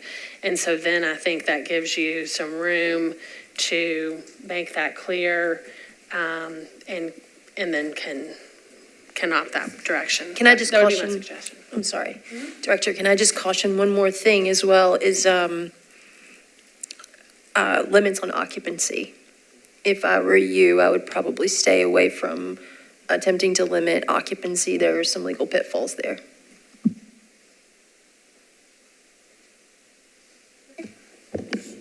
Can I ask one other clarifying question? So you said we have to make the determination whether or not we think this is consistent with the neighborhood landmark. But that doesn't mean that we necessarily agree with all of the uses. Is that right? I mean, it could, so, I mean, if there's any concern over the short-term rental, like that doesn't need to be a permitted use. Without. So in regards to neighborhood landmarks, and this is in your staff report as well, it says that that in approving a neighborhood landmark, that you all look at if the feature is a critical component of the neighborhood context and structure, if the retention is necessary to preserve and enhance. And then the key one is that the proposed use or uses in the development plan are compatible with and sensitive to abutting properties and the overall neighborhood fabric and appropriate to preserve and maintain the district. And so we as staff are recommending to you that we believe it meets those conditions or those criteria for a neighborhood landmark. If you don't believe that the uses that are proposed are compatible with and sensitive to the abutting uses, then you all can make that determination in your recommendation. And they could still approve a landmark, but they could scale back the uses, just to be clear. That's what you're saying, right? Yes. I'm not suggesting it. I just wanted to make sure I understood that approach. Councilor Gamble. Thank you. I'm wondering if the owner would entertain a deferral on this at this point, because it sounds like we've got a lot of different pieces moving, and I'm confident that we can come to some sort of agreement, but when you're talking about reducing uses, is the short-term use the use that the community is most concerned about? I hadn't heard that. I've heard it's more so the museum and the recording studio. But because you all have brought up these points, I would like to explore that a little bit more. And so I guess I'm asking the owner, would she entertain a deferral to explore those things? I mean, I have already deferred a month on y'all's recommendation, which is, I understand, but I would kind of like a yes, no at this point. I've been to 2 council meetings with you and no one from our neighborhood shows up. And I have heard from one person via email, which I explained and they seemed good with. That's my only, I just don't want this drawn out forever. And I would I'm trying to take care of the property, so I don't. Let me offer you some advice. Mm-hmm. The staff supported your proposal. I think there's some general support here. This is the member that's going to move it forward. My advice is to take the deferral. So that means another council meeting in another No, phase? we have our next meeting is in 2 weeks, August 8th, I believe. Okay. So we're talking 2 weeks. Yeah, 2 weeks. Okay. Yeah. I think Thank that's a wise move. Okay. So if we were to proceed with that motion, I don't know if others. One meeting. Yeah. Any other discussion on this? No? Yeah, Commissioner? I guess I'm sorry to keep this going. I guess I was wondering if you're deferring because you have concerns or because you have concerns that other commissioners have concerns. Because if it's the latter, maybe we should vote. And if it's that you have concerns, Well, as you said, you're the I'm asking for the deferral because the commissioners have raised some good questions. The community has still, I'm not sure, You clear are, on yeah, everything. So okay. this gives us a little bit more time to make sure everybody's clear and figure out the best path forward. So what I'm going to recommend that staff do, just so everybody knows what we're going to work on, is we'll propose the language that was discussed. Everybody has it in front of you. And then we'll have a conversation with the applicant about the value of the STR, which seems like the one element where there's some questions, and we'll check the other properties to determine if, yes, you've mentioned that there are other STRs in similarly placed landmarks. And so we'll just proactively present that information to you and have a conversation with the applicant, and we can go from there.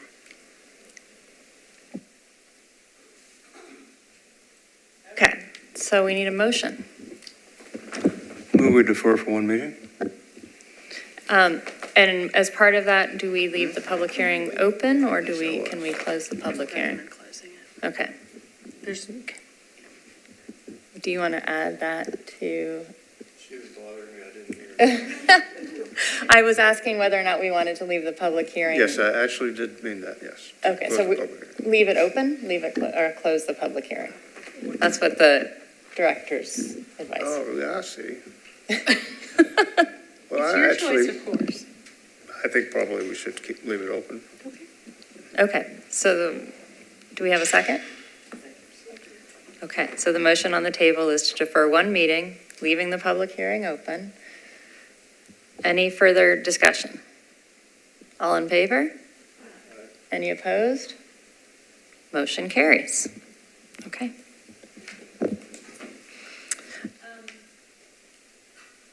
So we have 2 items to go. I don't know how lengthy they are. Does anybody want a short break, or do you want to just try to power through? What? Power through? Any other dissent down here? Okay. Then let us move on to item 23.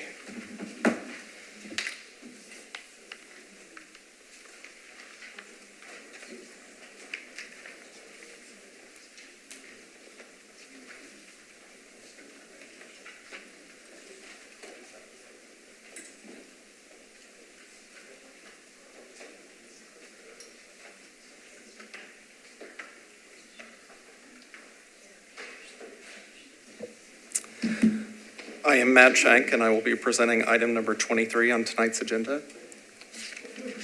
This is a request to amend an SP to permit warehouse and office uses. Staff recommends approval with conditions and disapproval without all conditions. The amendment does not change the permitted uses, building layout, or parking. The amendment includes changes relating to an access easement, site access, and internal pedestrian connections. These changes have been incorporated in the plan being considered by the Planning Commission today. The site consists of 2 parcels, approximately 9.38 acres, located on the northern side of Old Hickory Boulevard, east of Hobson Pike. The site has been zoned SP since 2022 to permit 92,500 square feet of warehouse and office uses. Surrounding properties have developed with a mixture of residential, commercial, and industrial uses, with the adjacent SP to the north approved for residential and non-residential uses. The site is located within district industrial and conservation policy areas. The district industrial policy is intended to promote industrial activities. The conservation policy on the site is limited to a stream buffer to the north. The approved preliminary SP is shown on this slide. The proposed SP amendment maintains the same uses and building layout as the preliminary SP. The amendment adds an access easement, which is circled to the adjacent property to the north. The SP amendment also changes internal pedestrian access through the site and site access. Reviewing the plan as a whole against the district industrial policy, staff found that the plan incorporates the design characteristics of the policy by providing compatible uses with the policy, building orientation, pedestrian access, and landscaping conditions. With that, staff recommends approval with conditions and disapprove without all conditions. Okay, thank you. We'll go ahead and open up the public hearing. Is the applicant here? Councilmember Stiles is the applicant. Oh, she's the applicant. And- Okay, yeah. and we did hear from her already. Able to stay. Yeah, we heard from her. Okay, so we will go straight to anyone speaking in support of item 23? Anyone speaking in opposition?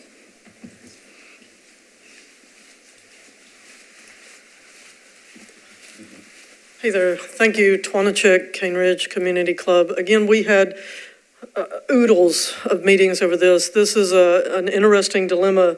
This was in Councilmember Lee's district when we last dealt with it. It was the same property owner, Mr. Wahilia, I think is the correct pronunciation, and Councilmember Stiles at that time had the residential area across Hobson Pike, and there was vocal and adamant uproar against this development. And we worked really long and hard to get the different building materials in.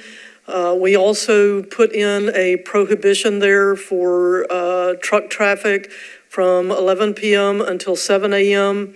Ironically, if I remember right, Councilmember Stiles actually spoke against this on the council floor when it later came up. We also considered the part that you just had circled in a red circle.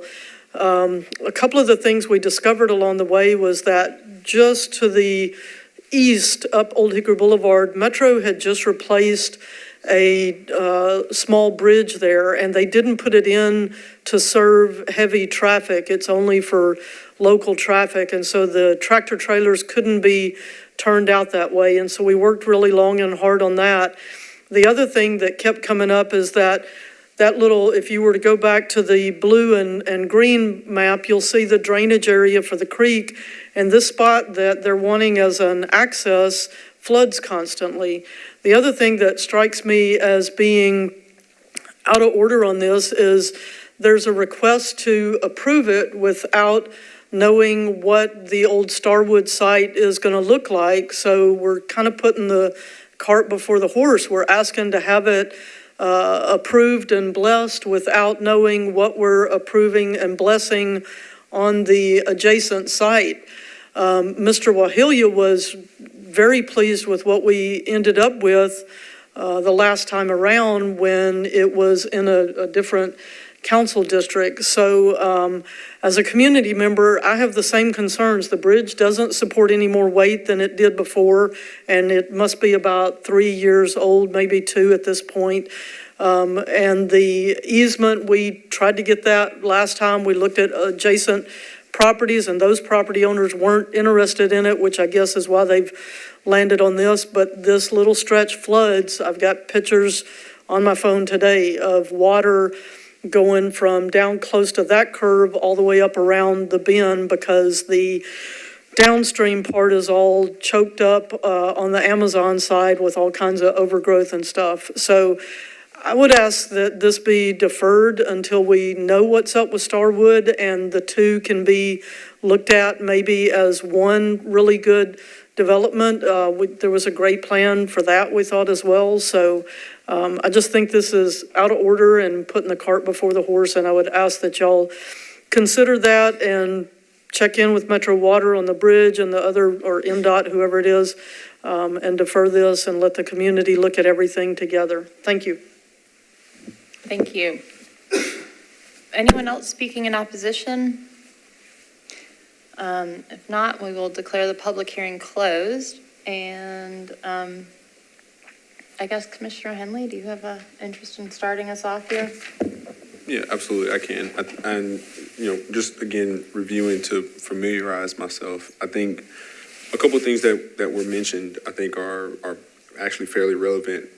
As I understand it, preliminary SP has not moved to final, and we're just amending a preliminary SP. So a lot of the comments and conditions that are in place, it doesn't seem like many of them have moved, but then also there's still further work and review before the SP is finalized. And I think there's, again, I understand the desire to it seems like we're trying to make a change to support another development without having an idea of that development.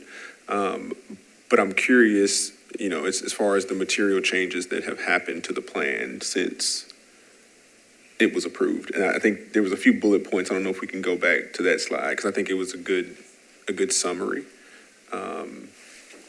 But I am.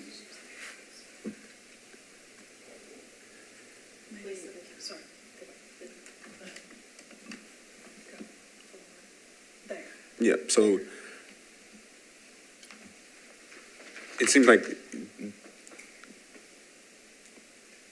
one of the things that came up was the materiality of buildings and structure, and that didn't seem to be mentioned here, so I just wanted to ask the question exactly what's being removed that I'm not aware of. So a few years back, the state filed state legislation that alters the way that we have to think about material restrictions on buildings. And if we're going to include material restrictions, then it has to be through a separate ordinance that's noticed in a certain way and form.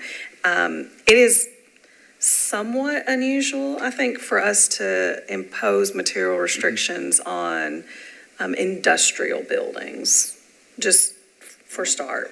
There were material restrictions included with the original bill, with the original SP, I believe, is at the request of the council member at the time.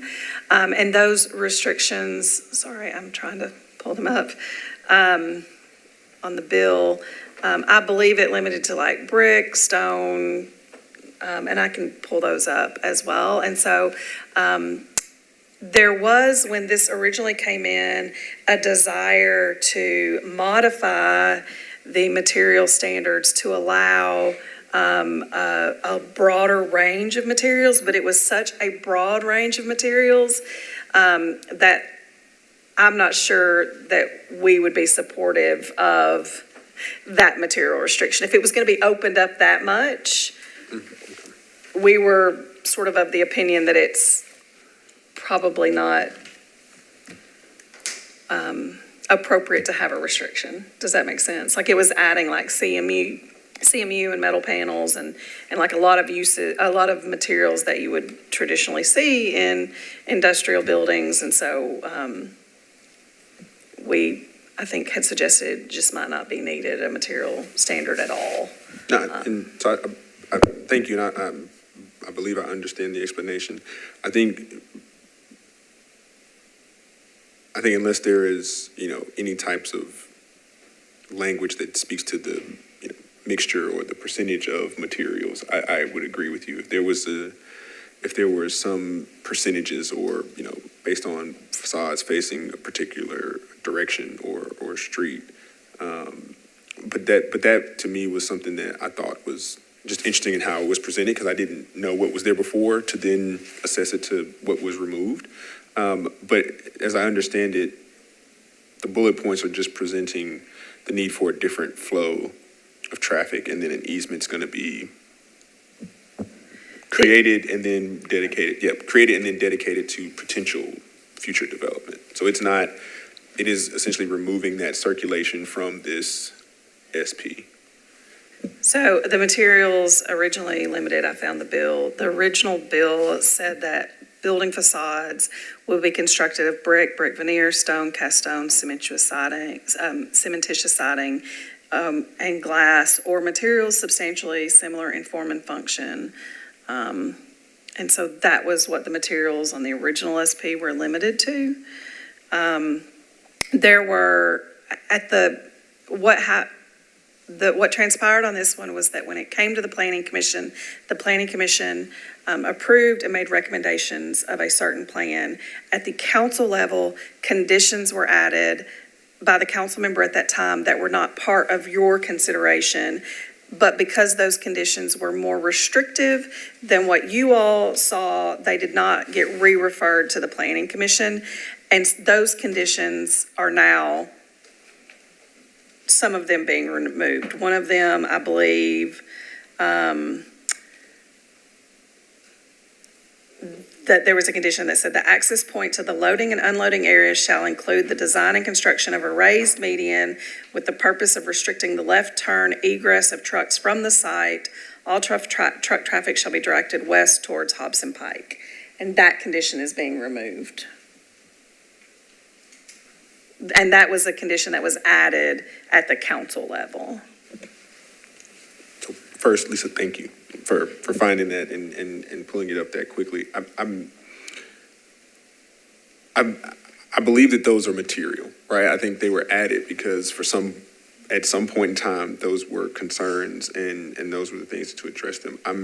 I'll propose a potential solution that at least the language around materials comes back and just says is inclusive of the original materials and is not as restrictive as saying that it can include all materials. But I think possibly something saying that it should be inclusive of the original materials so that you don't just get a big CMU building. I think the goal of restricting materials is that you don't have that type of aesthetic. And so I think there may be some value in saying, hey, just include some of those original materials so that you're at least keeping in the spirit of what the community had asked for. I won't speak on the direction, because I think logistics are the reason that we're back here, but I think that original condition should be looked at again, especially if it was something that the community and the previous council member made that change and possibly at the council floor. But those are my comments. I'll listen to other commissioners, but those were kind of my initial thoughts. Other thoughts, questions from the commissioners?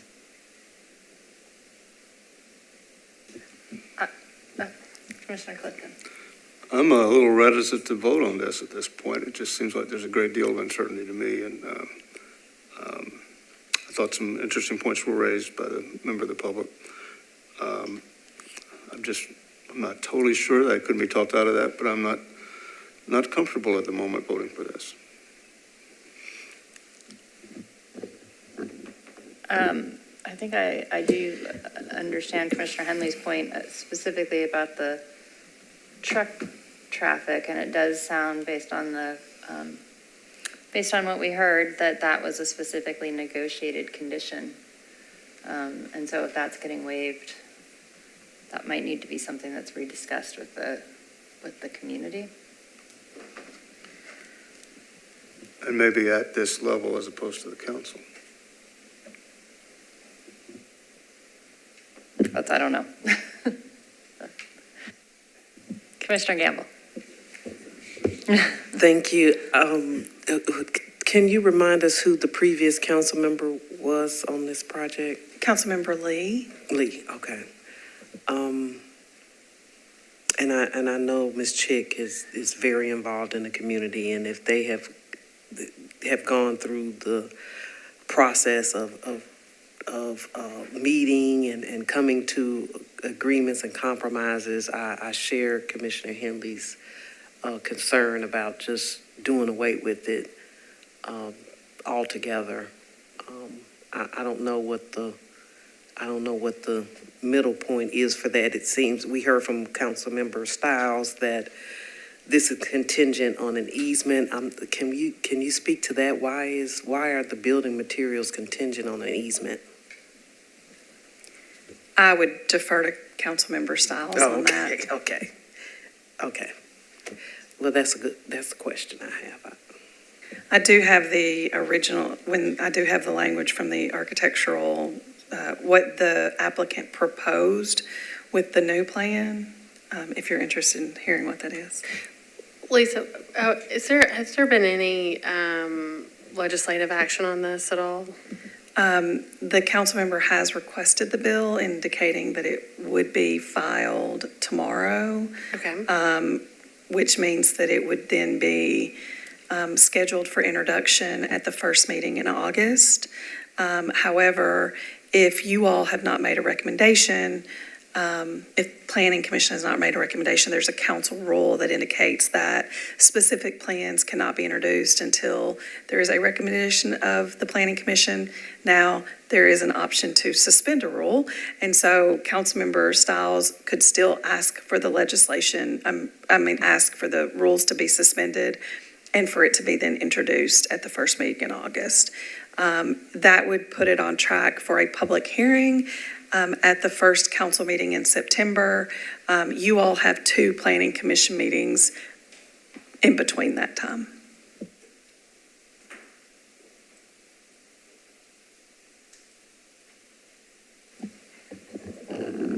Other thoughts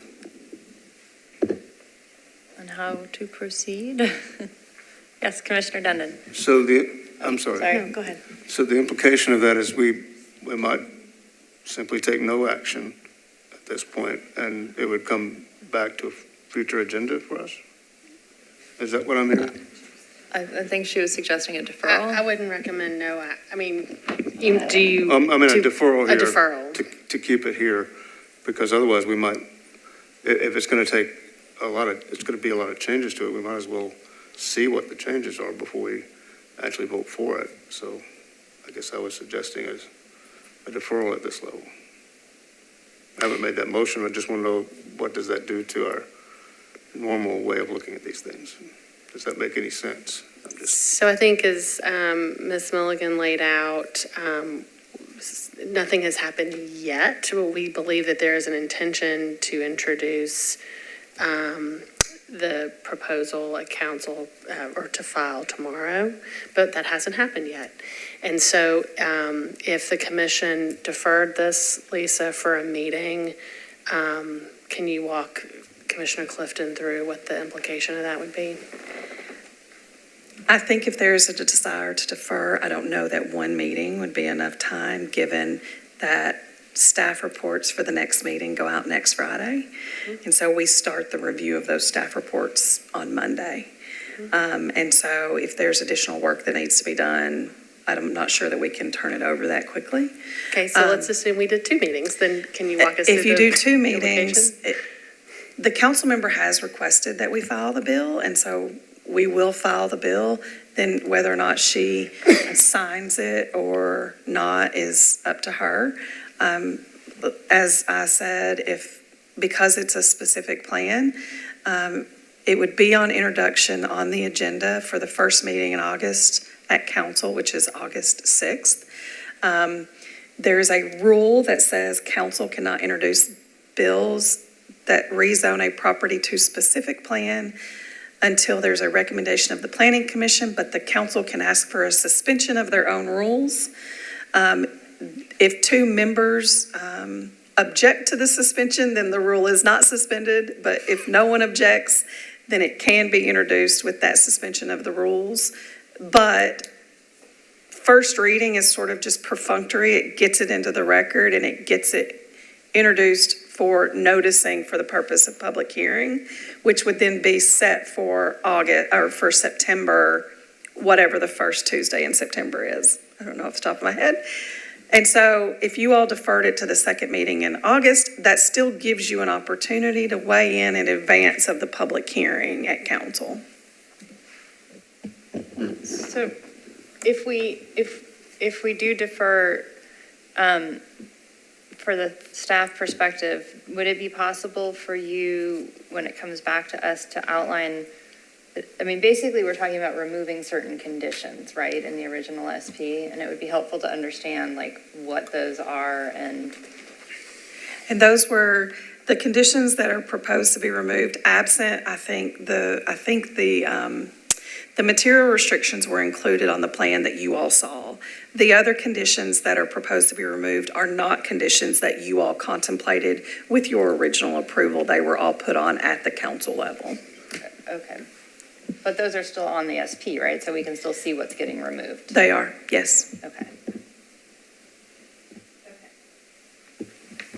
Yes, Commissioner Henry. Yeah, I do want to bring up, Lisa was kind enough to show me what those previous, what the previous language was for the architectural requirements. I don't think that was very restrictive. This is what they proposed. Yeah, I don't think that is very restrictive at all. So I think if we're deferring, I think it's important. I think we try to always give guidance on what we're deferring for. And so I think to really analyze, I think the question was asked very clearly by Councilman Campbell, why are the materials associated with an easement? I think, but getting a better understanding of that.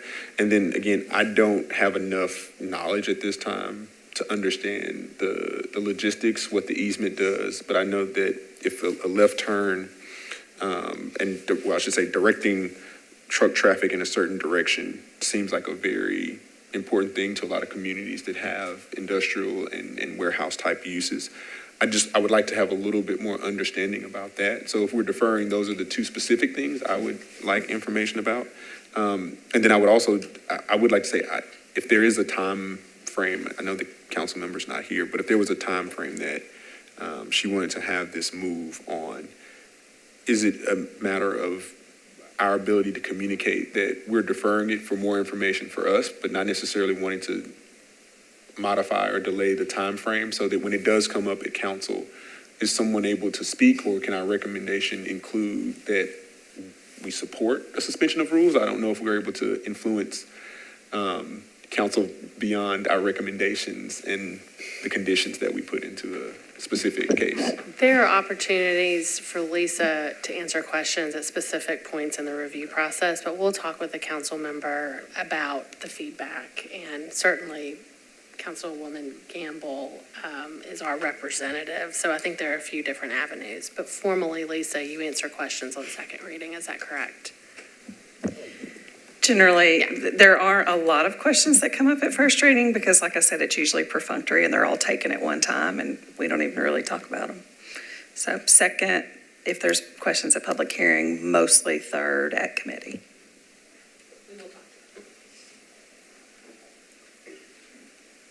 Yes, Commissioner Denton. Is the concern that we don't quite understand what we're voting on? Is that, I mean, I'm trying to, I guess I'm not really following what the actual concern is. Is it a concern that in prior, when there was a prior council person and prior community meetings, they had included materials restrictions and we think those are no longer there? But has there been community meetings that have already gone through that again and the council person has approved this? Or are we concerned that we don't know what the easement is? Is it an easement that has anything to do with materials, or is the easement just to allow truck traffic in a particular? It sounds like the easement is required, and in order to grant the easement, the property owners want some removal of restrictions on the specific plan. The material restrictions The for what they material put and then in the apparently building. this turn lane issue, which I agree with Commissioner Henley is definitely something that was negotiated carefully. And so there haven't been, like, I guess that's my question, is there community meetings that have addressed that since then, or was this kind of removed without community input? I don't know if there have been community meetings. This was an application from the council member. It's that, it wasn't an application that we received from the applicant or for the owner or from the developer. It was an application from the council member. Okay, so that sounds like a good reason to defer to me. Okay. So do we have a motion? Someone want to make a motion? You're good at wording motions, much better. I'll move to defer number 23 for 2 meetings. Okay, proper motion. Do we have a second? Second. Motion second. Any further discussion? All in favor? Aye. Any opposed? Motion carries. All right, I'm going to give you guys one more chance, but otherwise we can get through our last item, unless anyone needs a break.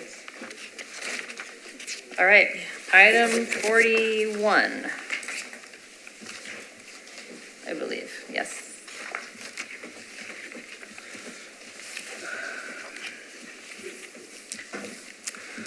Great. This is item 41 on tonight's agenda. This is a request to rezone property at 928 32nd Avenue North from RS5 to R6A. Staff recommendation is to approve. The property has been zoned RS5 since 2007 and is approximately 0.17 acres and is currently vacant. The surrounding land uses are single-family, 1 and 2 family, and multifamily residential uses. The site is located within the T4 Urban Neighborhood Maintenance Policy, which is intended to support moderate to high-density residential development while maintaining the general character of the existing urban residential neighborhood. Based on acreage, the proposed R6A zoning would allow for up to 2 units. The site is located on an improved alley where additional density may be appropriate and is adjacent to 2-family residential uses. Staff recommends approval.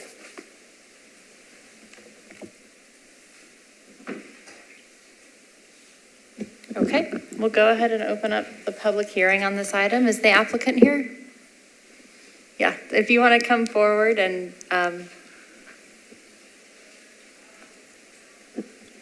you will have 10 minutes and can hold 2 minutes for rebuttal. I have something to pass around. Sure, if you want to hand it to.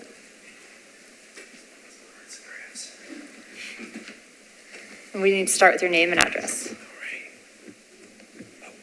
All right. Alex Craw, address is 6426 Edsel Drive. I'll try to keep this short. I know we're at the end of the evening here. I'm here with the owner of this property, James Childers, and we reached out to planning staff back in May utilizing the free pre-application meeting tool to make sure that our request here from RS5 to R6A was in line with planning recommendations and Nashville Next goals. With that preliminary approval, we reached out to Councilman Taylor and made him aware that we wanted to move forward with the rezone application to achieve the goal of building 2 moderate to smaller size homes versus 1 jumbo luxury home on this lot. We heard back from Councilman Taylor, but it was a few days after we had submitted our application that he did not agree and he only wanted 1 home here. So I assisted James in finding this lot and believe it to be really the ideal candidate for a rezoning to R6A for these 5 reasons. Number 1, it was a vacant lot and always has been, so no tenants or residents were displaced. Number 2, it's situated between a duplex and a triplex. And the map that I'm passing around shows that within about a 500-foot area, there's 3 quadplexes, 5 triplexes, and 16 duplexes/HPRs, establishing a multifamily and single-family pattern. Number 3, all properties on the north side of Albion Street, which is approximately 300 feet away from this lot, are already zoned R6 with the same land use policy of T4NM. Number 4, it has improved alley access in the rear. And number 5, the precedent of approved R6A rezonings within the last 2 years on 33rd Avenue North, 30th Avenue North, and Albion Street, very close by. One other factor here is this immediate area is over 50% non-owner occupied, and we hope the rezoning and more affordable homes that are built would provide more opportunities for owner occupancy here. Thank you. Thank you. You'll have 2 minutes left. Oops, our thing just started up. Is there anyone here speaking in support? Sure. You'll have 2 minutes and start with your name and address. Yes, James Childers. I live in District 21, 1822 Delta Avenue. I was just going to add, I ran out and talked to Council Member Taylor after he spoke just to learn more about his stance and some of the, I want to make sure I'm in line with what he's doing in the area. So we talked about College Hill, which is several streets over, and just those houses in the historic overlay he's looking to do there. We spoke some about the street, the lot that I have on 32nd Avenue, how it has multifamily. But we're between multifamily, then you have HPRs, you have single family, so it's kind of all different types of property types. And we're supportive of what he's doing and want to be in alignment with what he's doing. So just wanted to add that. And, I've been looking at lots for a long time with Alex, who builds really great smaller houses in the city. So I'm glad we found one. And then when we saw that there was just precedents in this area from going to use the lots to build smaller homes, it was something that we got excited about. So just wanted to add that. Thank you very much. Anyone else speaking in support? Anyone speaking in opposition? Okay. Unless you want to have anything to add to your rebuttal. Okay. We will go ahead and close the public hearing. Is it possible to recap what the council member's concern was? I didn't fully understand his concern when he spoke earlier. I haven't spoken directly with the council member in regards, I know that he has been looking at various overlay options in this general area, but I don't know if this is one of the areas. So okay. I'm not sure I can offer more than that. Okay. Commissioner Allen, would you like to start us off with some? Sure. Just hearing the pros to this, no displacement, it's a vacant lot. And then it's multiple examples in the immediate area that show, a precedent for this kind of density, even a little bit more with the triplexes. So I don't have any concern with moving forward with the recommendation. I am curious to the question you asked about what was the concern from the council person. I don't I don't remember, but would be curious to know. Otherwise, I don't see an issue. So my thought, I mean, this is a zone change proposal. And so we are providing advice to the council member and so, or to council. And so there will be an opportunity for the member to determine if he wants to proceed separate from our review. And so my suggestion is to look at this against the policy. And then he'll have our recommendation, and then there will be a council process. And they can always determine, individual council members could determine not to move forward with the proposal. So I wouldn't want to try to interpret his views. So. Yes, did you have, anyone else have any? Commissioner Henley? I think Lucy, our director, gave some wise counsel to a previous applicant, and I think it's time to give that wise counsel to this applicant as well. That's it. Which was, okay. That it is, yeah, I would suggest that strongly. Okay. Other thoughts? Commissioner Clifton? So we have an interesting situation here because there's no real reason why we as a planning body shouldn't approve this from what we've heard. It becomes a political matter as to whether the applicant would want to go forward with this particular posture of the bill. That's what it seems to me, and I don't know exactly how we get that across, but I think it's exactly what you were saying.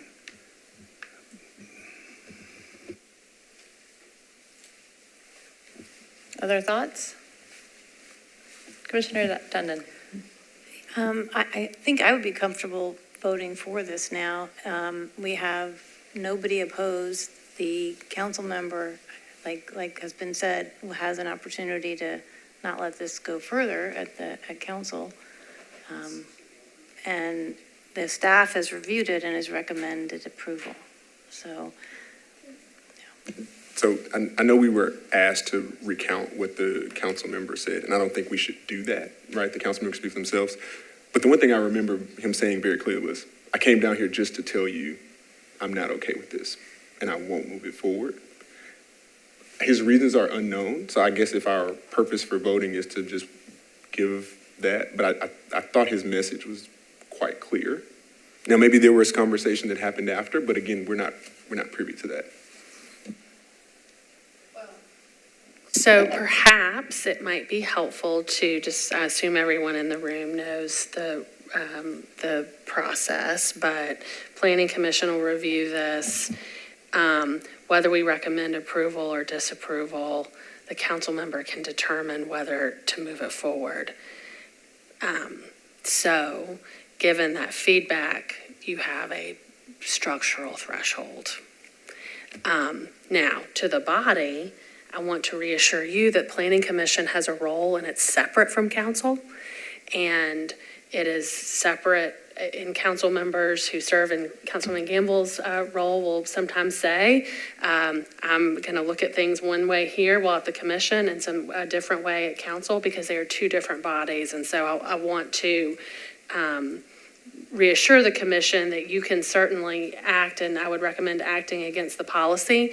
To Commissioner Henley's point, though, to the applicant, you've heard a serious problem here. So whatever we do, there's nothing that we do here that would affect the decision maker who testified earlier today.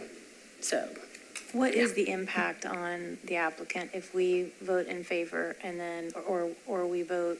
I mean, I guess either one. What is the impact if they get to council? Does it matter? Because at that point, it's in the council's hand. Yeah, so it's in the council's hands, so there's a process where, and Lisa, if you want to go through it, I mean, basically, if it's approved, we prepare the bill, but it's up to the council member whether to take it up. And the council member, and this doesn't happen a lot, but it happens, where the council will choose not to move it forward, and our decision is good for 2 years. And so it just sits. We alone cannot effectuate the approval of this. So I think Commissioner Henley is offering wise advice to you or to the applicant.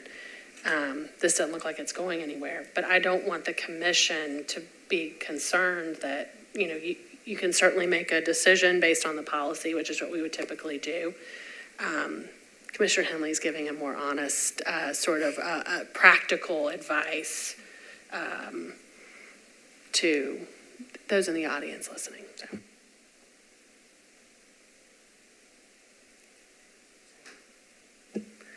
Commissioner Henley, would you, if the commission were to, and it doesn't sound like a deferral is appropriate, so what would you think about getting a sense from the commission, a recommendation of approval based on the policy, unless there's a policy reason not to proceed?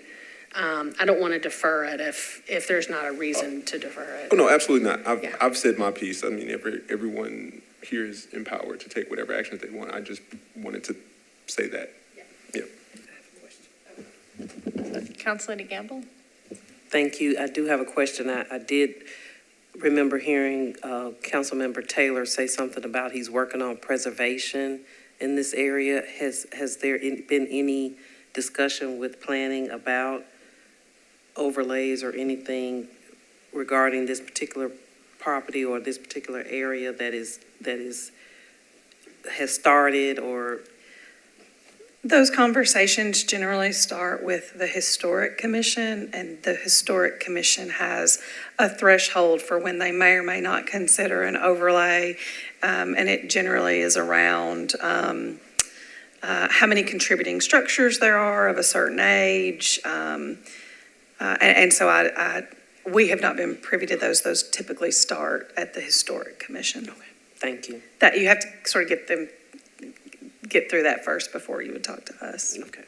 And we're not aware if those discussions with the Historic Commission have started. Okay. Thank you. Okay. So I looked at the neighborhood and it seems kind of old. I guess the concern is that they might put too tall and skinny. I'm just saying that on these properties because it looks like an old neighborhood. But the policy does allow for, the recommendation does allow for the duplexes or the two, and that's the recommendation of the staff. Staff's given a recommendation, but if you have a policy reason that you would want to recommend against or refine, that's certainly the purview of the commission. What would be a policy reason, i.e.?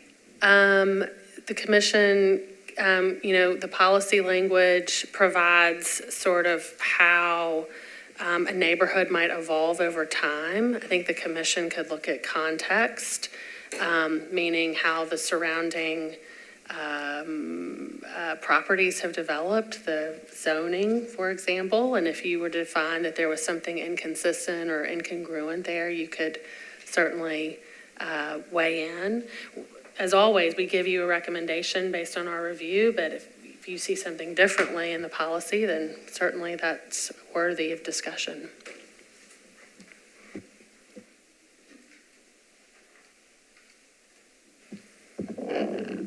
Okay, so it seems like we need a motion.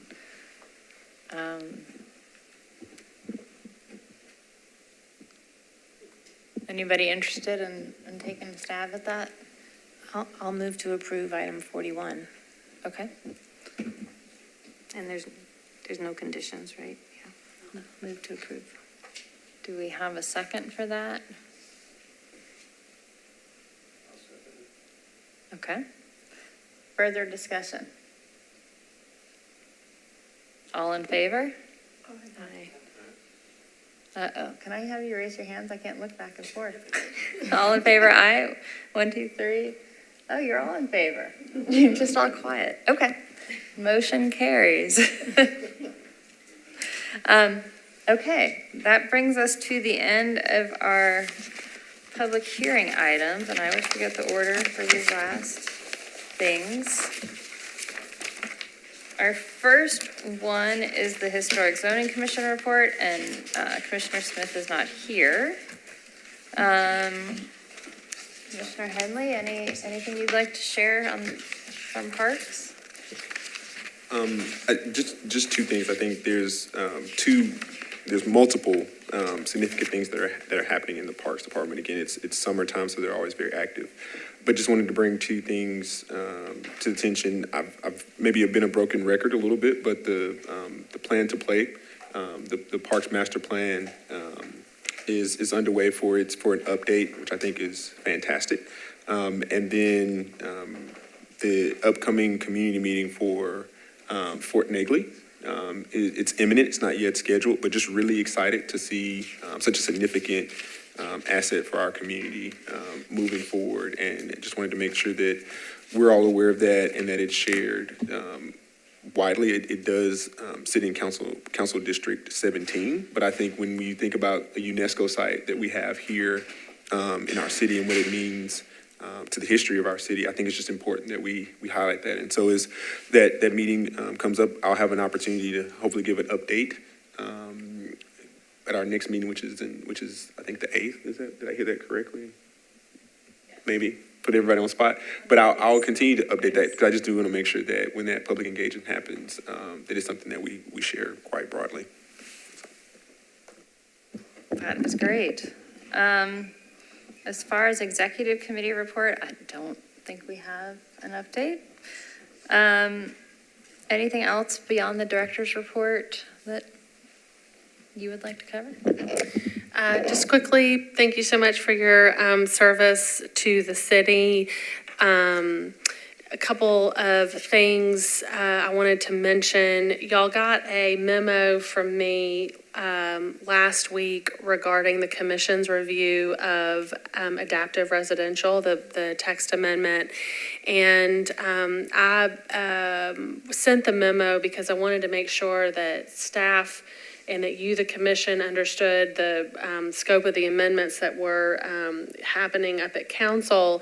And that experience has raised some thoughts for me that I'd like to work with Councilwoman Gamble on about how the commission absorbs large citywide text amendments generally. I don't know if you saw Councilwoman Hancock withdrew a proposal that she had from this meeting, but we have engaged with her about what her goals were around how you scope, vet, and sort of publicize large citywide text amendments. And they're just different kind of animal than a site-specific zone change. And so more to come on that. Land Development and I are sort of noodling what ideas we might have, and we'll work with you and the member to talk about that.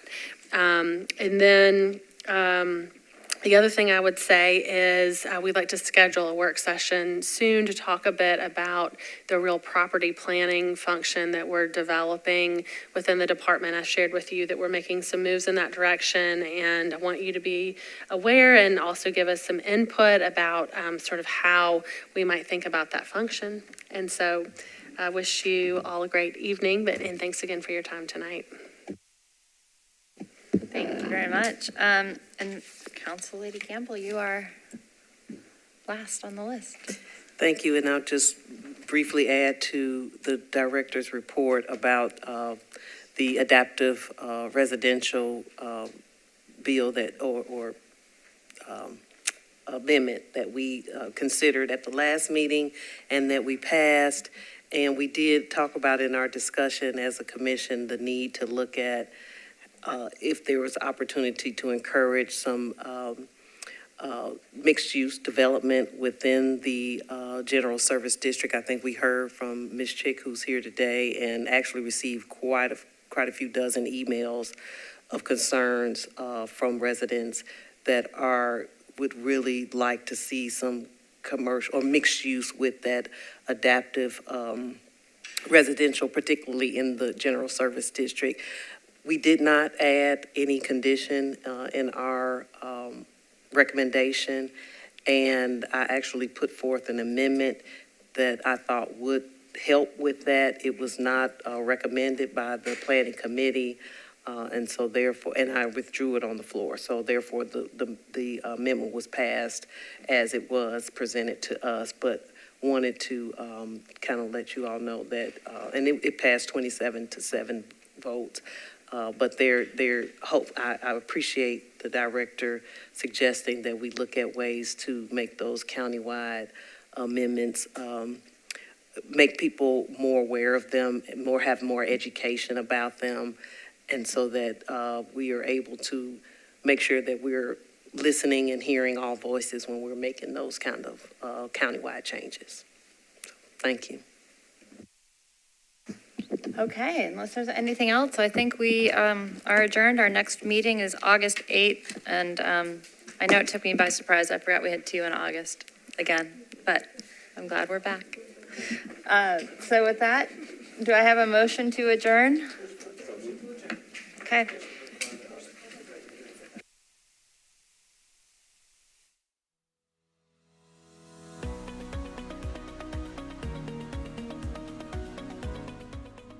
This has been a service of the Metro Nashville Network. If you would like to see this presentation again, or for more information on this and other programs, visit nashville.gov.